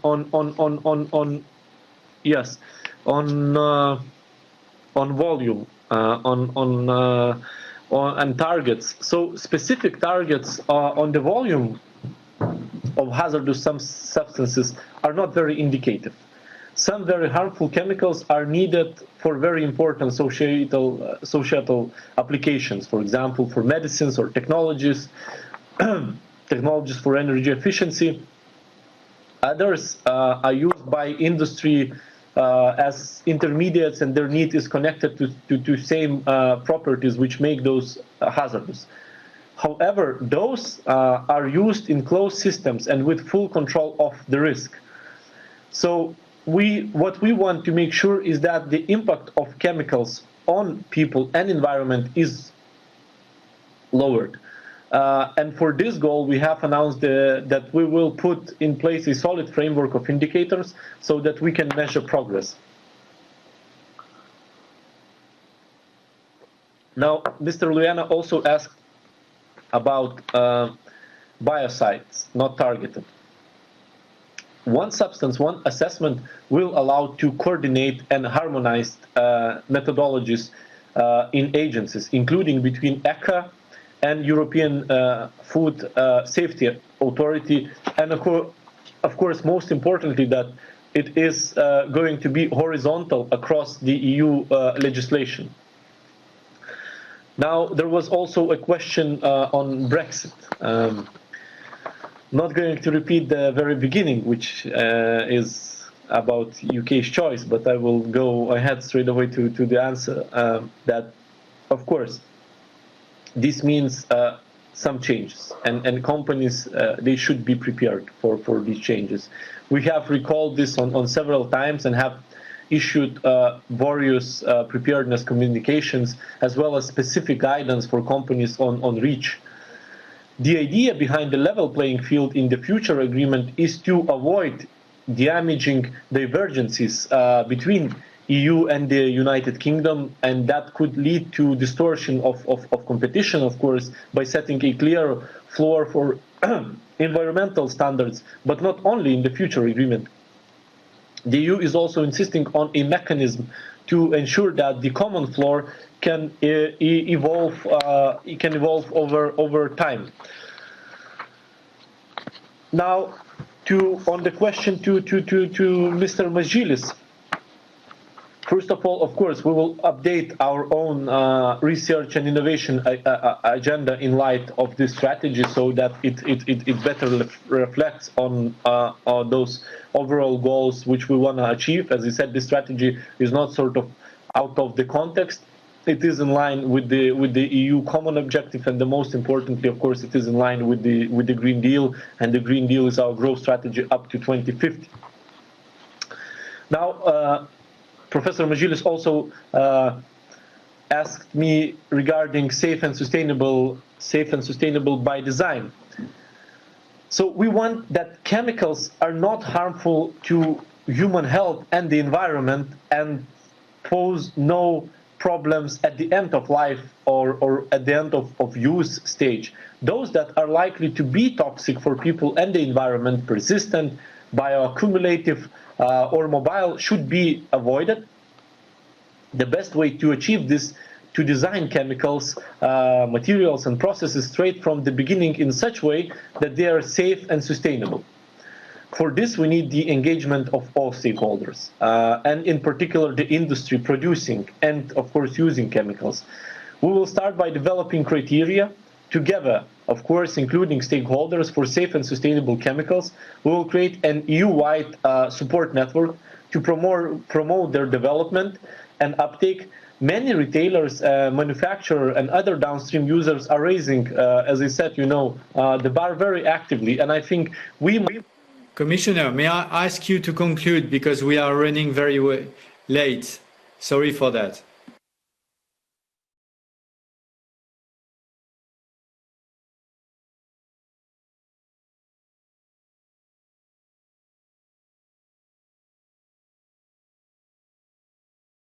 Of course, endocrine disruptors based on definition of the World Health Organization across all legislation. Now, because of the lack of information you describe on endocrine disruptors, we need the common criteria in the one substance, one assessment. And of course, will also help coordinate between legislation and agencies and across the member states. Mr. Chair, I'm sorry, I'm over. Okay, no, I was saying that we are running late, and if you could conclude.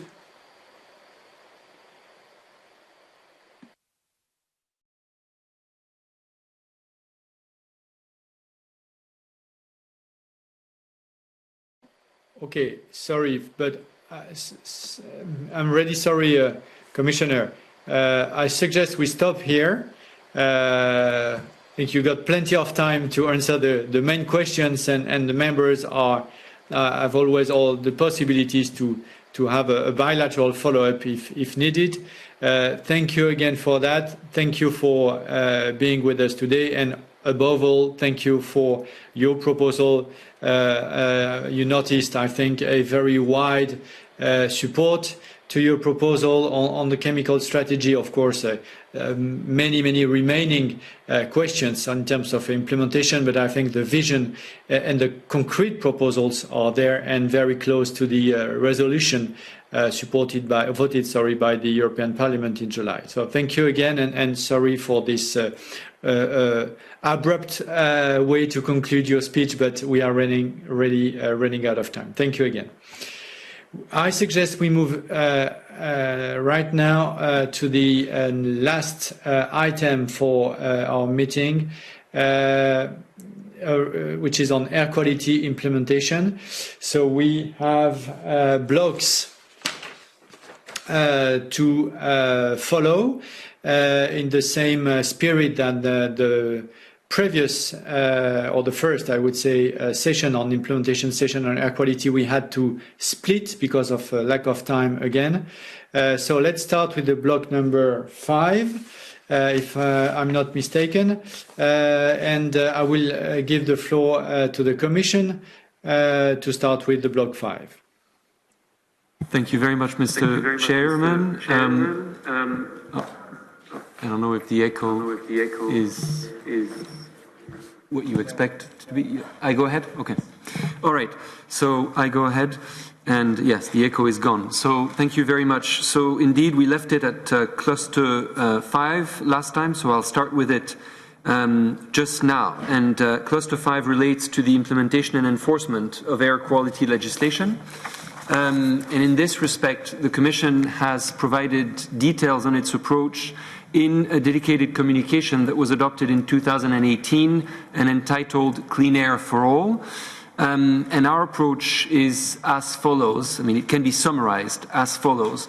Where air quality exceedances occur, the directives require taking measures specifically designed to respond to the serious situation so that it can be ensured that exceedance periods are kept as short as possible. Those measures are decided, of course, by the competent authorities in the member states, because those are the best placed authorities to assess which measures are appropriate for the local circumstances they face, in line with the subsidiarity principle. So that is at the core of our legislation. Coming to the specific issue of nitrogen dioxide exceedances, for instance, those would in most instances result from road transport, so traffic emissions.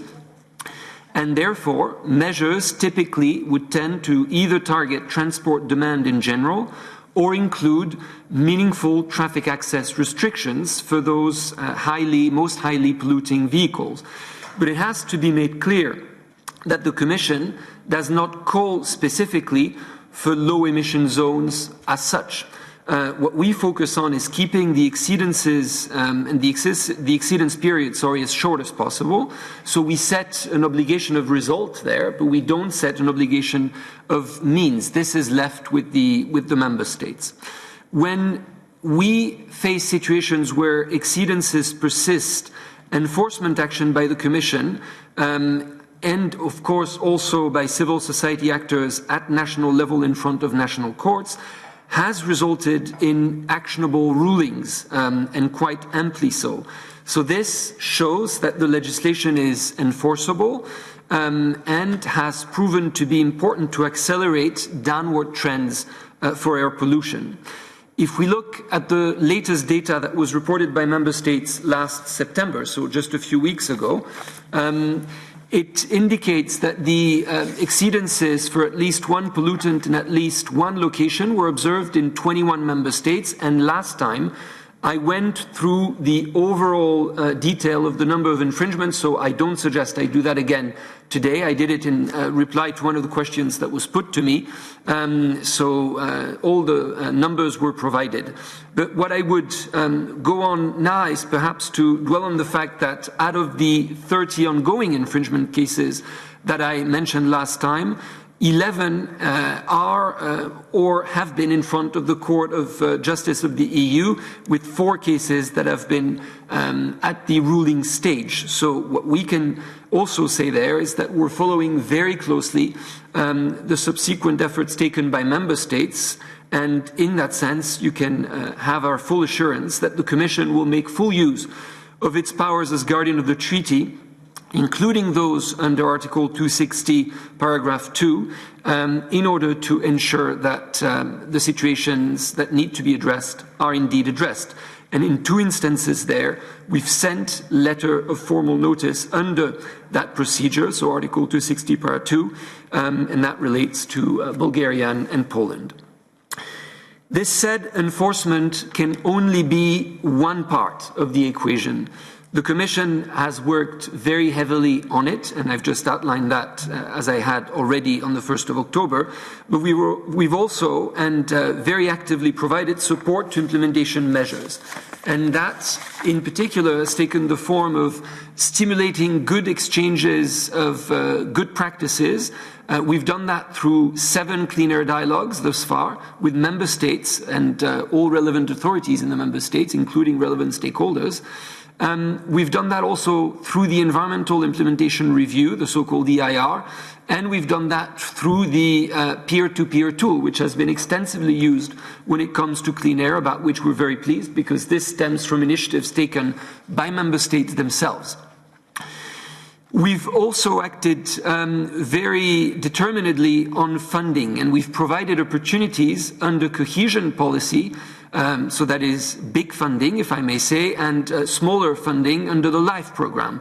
If we look at the closing programming period, so the period that closes this year in 2020 and covered the 2014-20 period, 1.8 billion euros have been directly allocated to support air quality measures under the European Structural and Investment Funds. So that is for direct funding. And if we look ahead, cleaner objectives have also been fully reflected in the planning and design of EU funding instruments that will be applicable for the period 2021-2027, including when it comes to recovery efforts, which are critical in this particular time. But that is, again, focused on the direct funding. If we extend the discussion to indirect contributions that have been beneficial to clean air, well, we can certainly go much beyond the amounts that I've indicated, because investments that relate to the low carbon economy, to environmental protection at large, to resource efficiency, or to the transport network infrastructure or energy grid in Europe, have also very much contributed to clean air benefits. So that is, in a nutshell, what I can say about Cluster 5. I'm happy to continue with Cluster 6, unless you would like to break now. I'm in your hands. I suggest that you go up to 6 and 7, and then if there are questions, we could wrap up at the end. Otherwise, we will never make it. Yeah, okay. Pleased to do so. So Cluster 6 relates to the review of the ambient air quality directives. And in this respect, I mentioned that also on the 1st of October, the Commission is very much committed to strengthening the provisions on monitoring, modelling and air quality plans, and to do so in consultation with all experts, practitioners, all relevant stakeholders, with interest in monitoring, modelling and air quality plans. We're already engaging in consultations with those relevant stakeholders as we will benefit from their expertise in these discussions. This process is to be seen as well as part of the overall announcements and commitments that we made in the European Green Deal in December 2019 to improve and keep up to date the EU Clean Air Policy Framework. And one of the key steps will be the adoption of the Zero Pollution Action Plan on air, water and soil that is announced for 2021 and which will reiterate our commitments as lined up in the European Green Deal when it comes to clean air. Specifically, what we have also initiated lately is a study contract that will identify key issues related to the implementation of the provisions for those aspects of monitoring, modelling and air quality plans that would benefit from further guidance or from clear requirements in the legislation itself, building on the results of the fitness check and all the valuable inputs that we've received from stakeholders as part of the exercise. That closes Cluster 6. I can now go on to Cluster 7, which relates to air quality in the overall context of the European Green Deal. So, well, let me start there by saying that air quality objectives feature prominently throughout the European Green Deal. That is the case when it comes to the references to zero pollution and the zero pollution ambition for a toxic-free environment, of course, but air pollution is also referred to extensively in the context of other initiatives. It appears under digitalization, clean energy, smart mobility, and also in that context when it comes to the emission standards work that is also actively pursued by the Commission as we speak. An example from those synergies and the prominence of the air quality dimension in connection with other objectives of the European Green Deal can be found in the State of the Union speech that the President delivered before this House just last month. And I'll quote her here in referring to the climate target. She indicated that meeting this new target will reduce our energy import dependency, create millions of extra jobs, and more than halve air pollution. So she made that very clear connection herself, underlining the co-benefits across climate and clean air policies. Furthermore, what we can also indicate here is that the objective is to ensure that all Green Deal initiatives are delivered in the most effective and least burdensome way, and that all EU initiatives live up to a green oath or the so-called do no harm principle. So that provides further guarantees of synergy and consistency across policy objectives that will preserve the integrity of our cleaner objectives under the legislation in place. The Commission has announced a Zero Pollution Action Plan on air, water and soil for 2001, as I've mentioned, and it will address these issues jointly in an integrated fashion, and it will obviously look at the overall policy coherence dimension. We've published the roadmap for this stream of work recently, and it indicates that and refers to those aspects of integrated policy making. And illustrations of that can be found also in the biodiversity strategy, since questions related to biodiversity, showing that pollution is undoubtedly a key driver of biodiversity loss and has a harmful impact on our health and environment. And based on this, air pollution pressures on biodiversity must be reduced. This is recognized and acted upon by the Commission.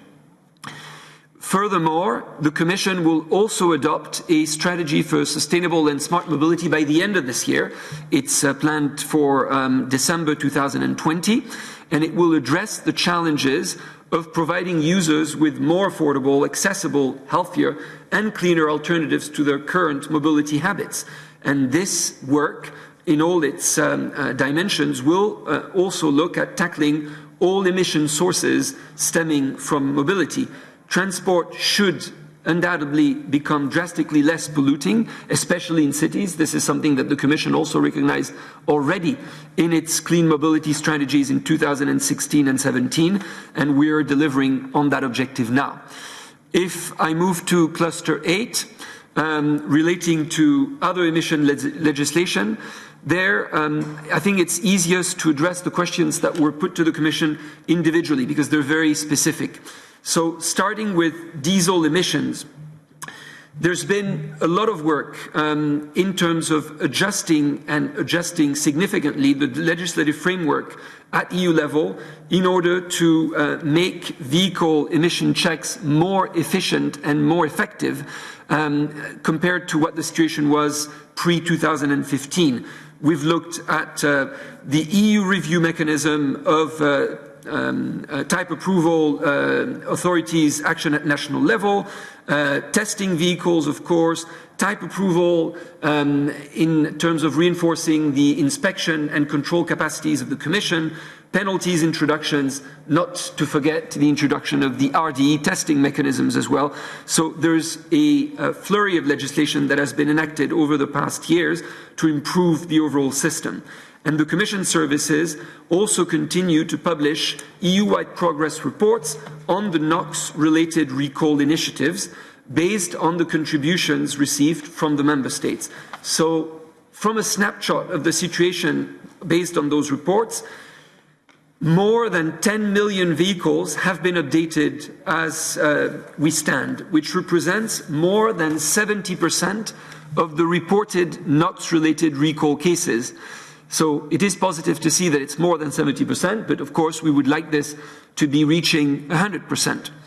When it comes to now the question of industrial emissions that was also put to us, we completed an evaluation of the so-called Industrial Emissions Directive earlier this year, and that evaluation concluded that the directive had supported, through the best available technique work, permitting in member states with a limited use of derogation, reducing the distortions in the market. So I'm quoting from our assessment here. However, the evaluation also recognized that there remain differences in interpretation that limit convergence and may also distort competition. So we're still faced with improvements that we need to address.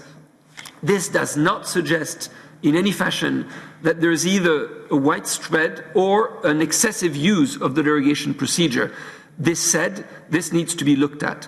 And given the potentially high environmental impacts that improper use of this derogation procedure could have, this is at the core of the issues that we're keeping under review in the context of the revision process of the legislation that will be completed in 2021. Moving on to the EU emissions trading scheme, so the link to climate legislation.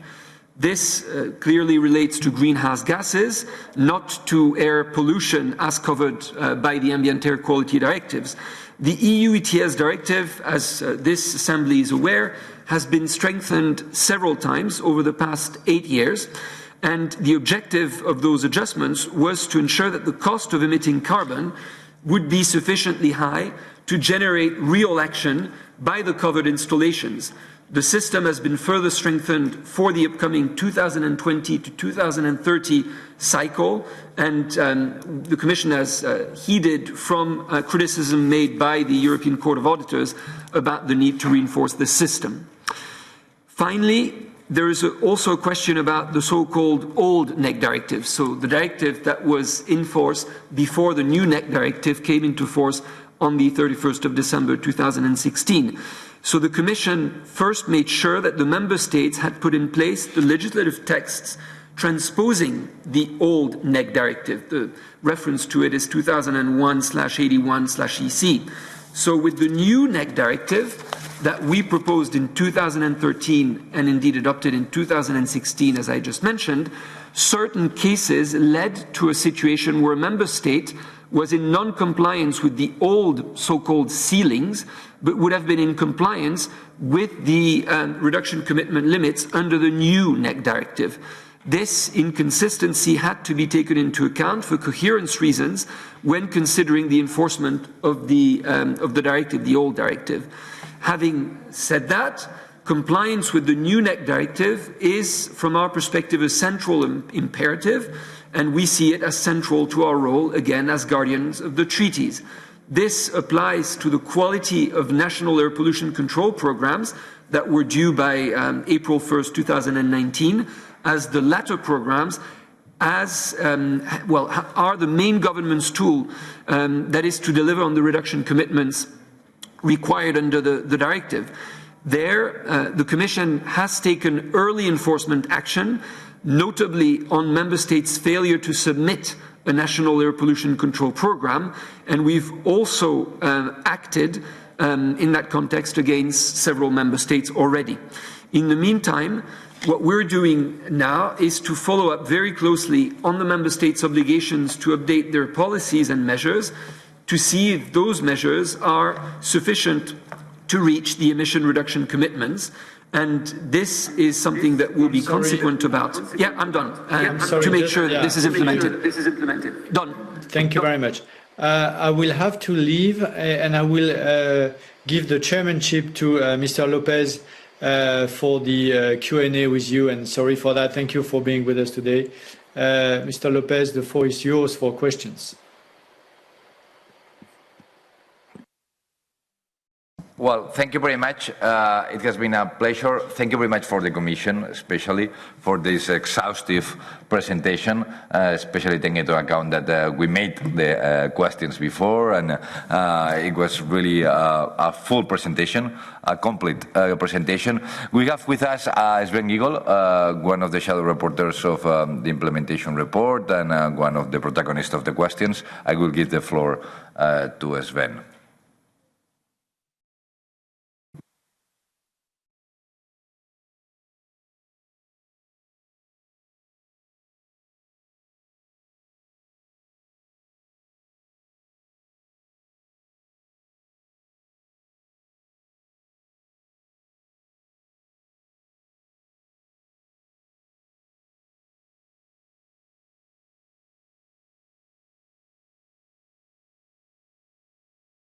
We are trying to connect. We will do our best, sure. Can you please press the speak button?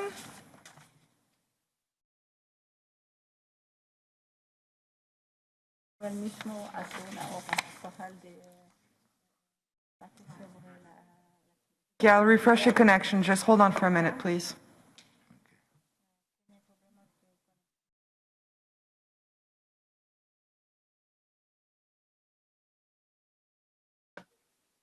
Now, thank you for your presentation, and I have to say I have two follow-up questions to the Commission. First, as you know, air pollution, and in particular fine particles, are the #1 health hazard for people in the European Union with regard to the environment. And the Ambient Air Quality Directive, in particular with regard to fine particles, has been broken by many member states for many years now. So basically, we are speaking here about 10,000s of dead people.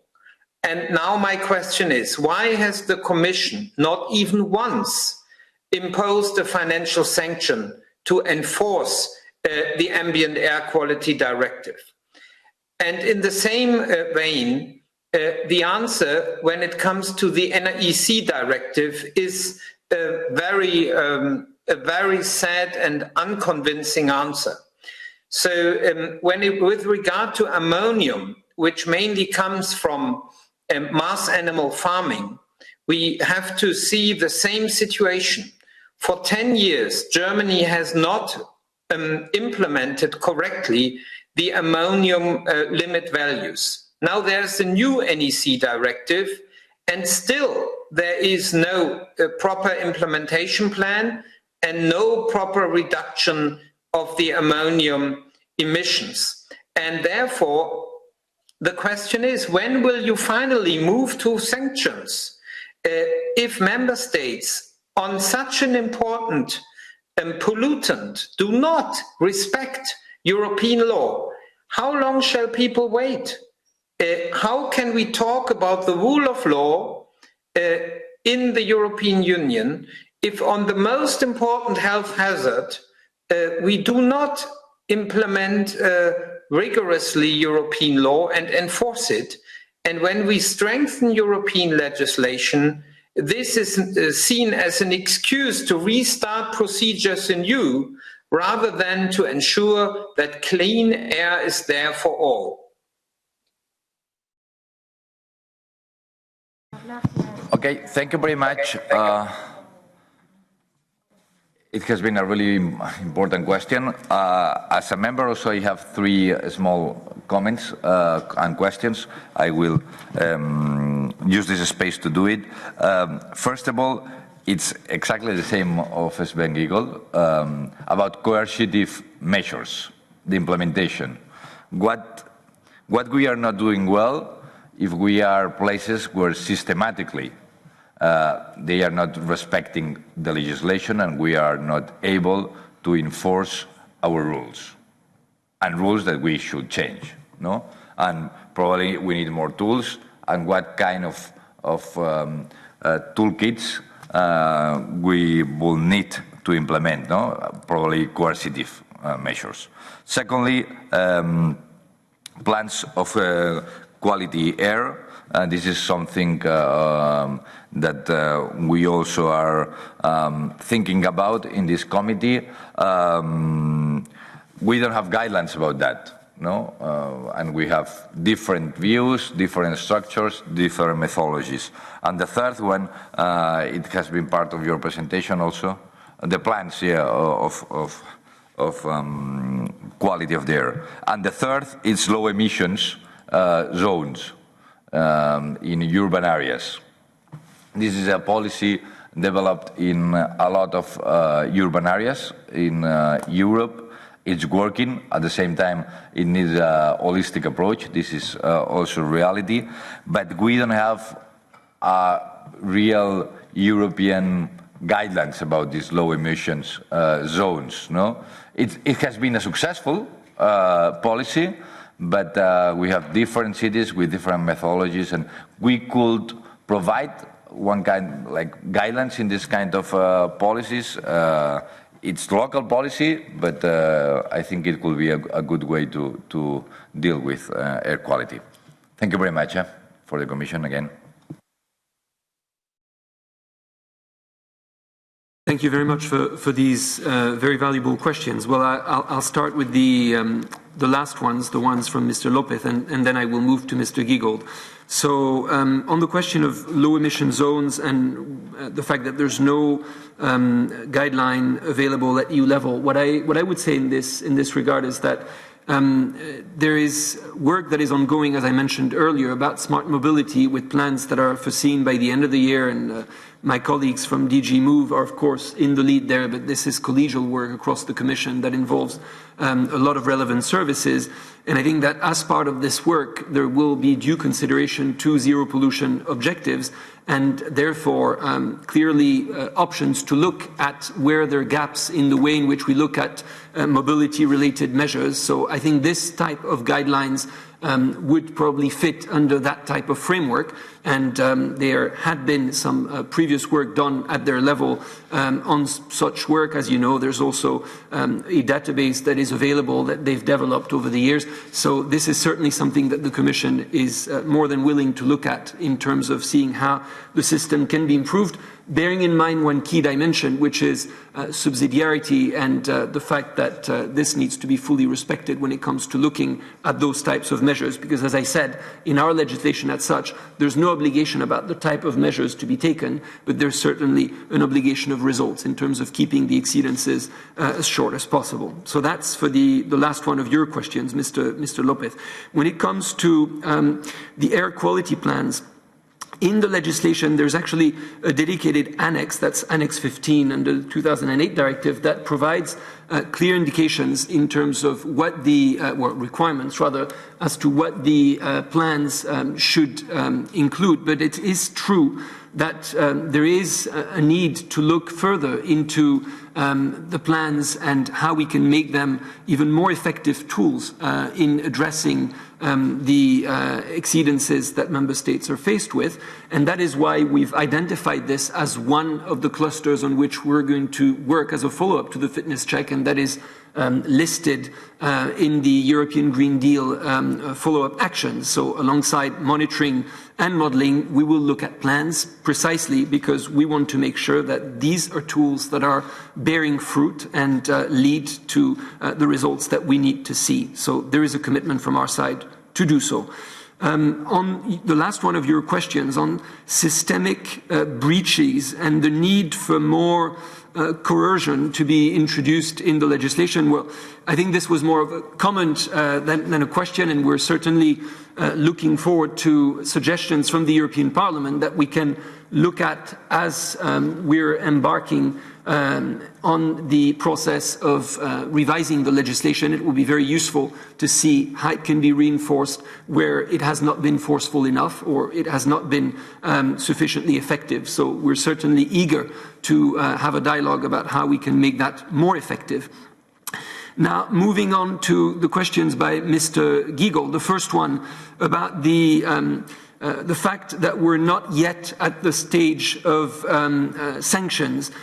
We have, as I mentioned earlier, two cases that are already the subject of a letter of formal notice under Article 2060, so which is the step towards the fines. But it is true we are not there yet.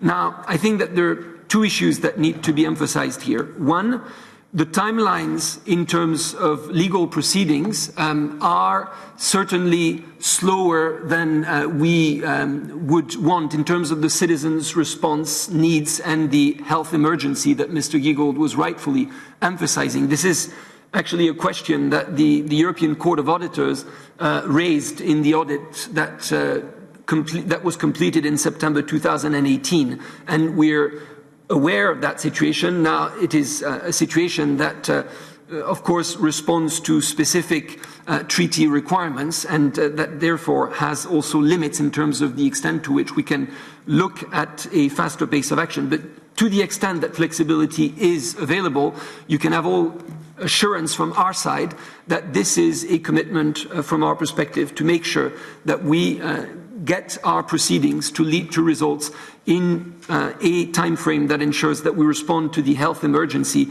as effectively as possible. And there, I must also reiterate that, we have made use extensively of our powers as guardians of the treaty in the clean air field.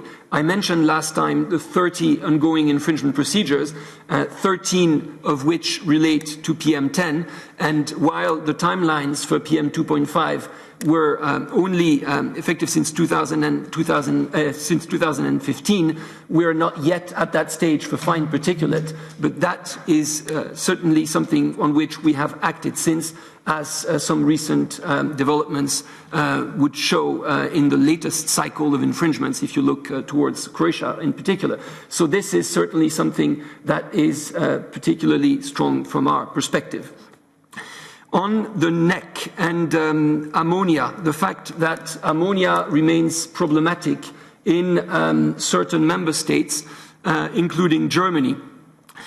Yes, ammonia, as we inferred from our latest and first NEC implementation report earlier this fall, so that was in September, we made it very clear that ammonia is the pollutant of the 5 that are regulated under the NEC. It's the one for which the situation is most critical, and that holds true for a number of member states. And if we look at the overall prospects of compliance also with the 2020-2030 timelines, we see that ammonia is the pollutant for which the situation is going to be most critical. So we will act consequently on this. We first received the NEPCPs, as I said, which have been analyzed and reviewed.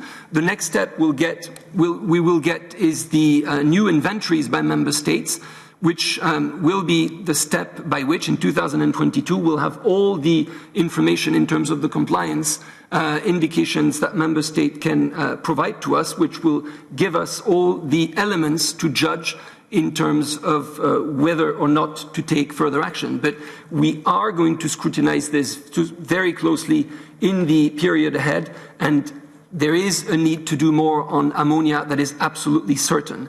And there's one question that you mentioned as well, Mr. Giegold, about mass animal farming, and that relates also to the coherence discussions that we were having earlier, where there is an opportunity now with the revision of the IED directive, which, as you know, currently does not include cattle, for instance, which would be the key to regulating mass animal farming.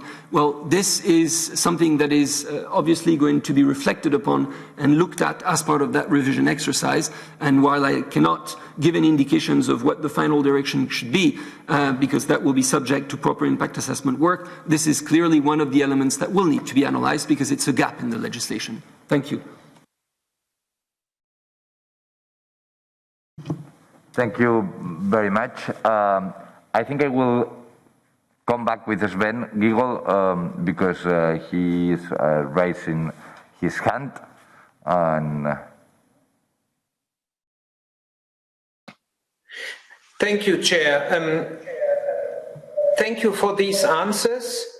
But I have to say that I'm not convinced, and in particular when we look at the situation with ammonia, you were saying you are chasing member states to hand over their plans and so on. But the fact is, we are in violation with regard to ammonia of more than 10 years. And the question citizens ask is, when are you not asking anymore for plans, but when you are starting infringement proceedings, when a member state for more than 10 years doesn't manage to implement the law? It stinks in many villages and small towns in Germany against European legislation.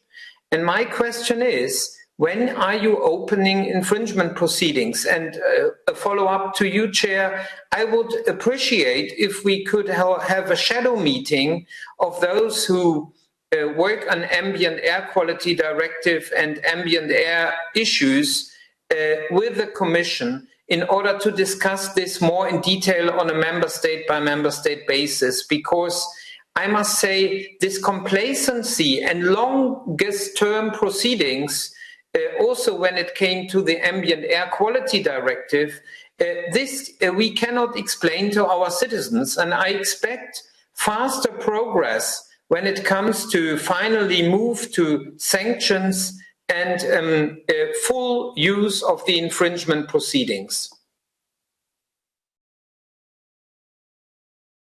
Thank you very much. Well, I think that the direction that is highlighted is very clear. I can only reiterate that we're looking at this very seriously, very forcefully, and that action from the Commission is obviously considered when there's a case that warrants it, and that applies as well to those questions.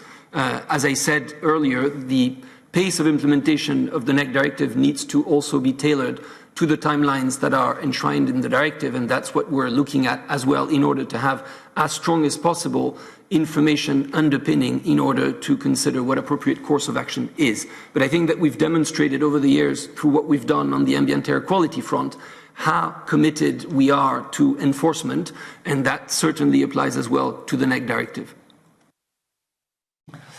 Thank you very much. And thank you very much to Francois Wegenhardt especially for your passion, your time, and your work done in this area. We are fully aware about that in the Commission, the work done in the Commission.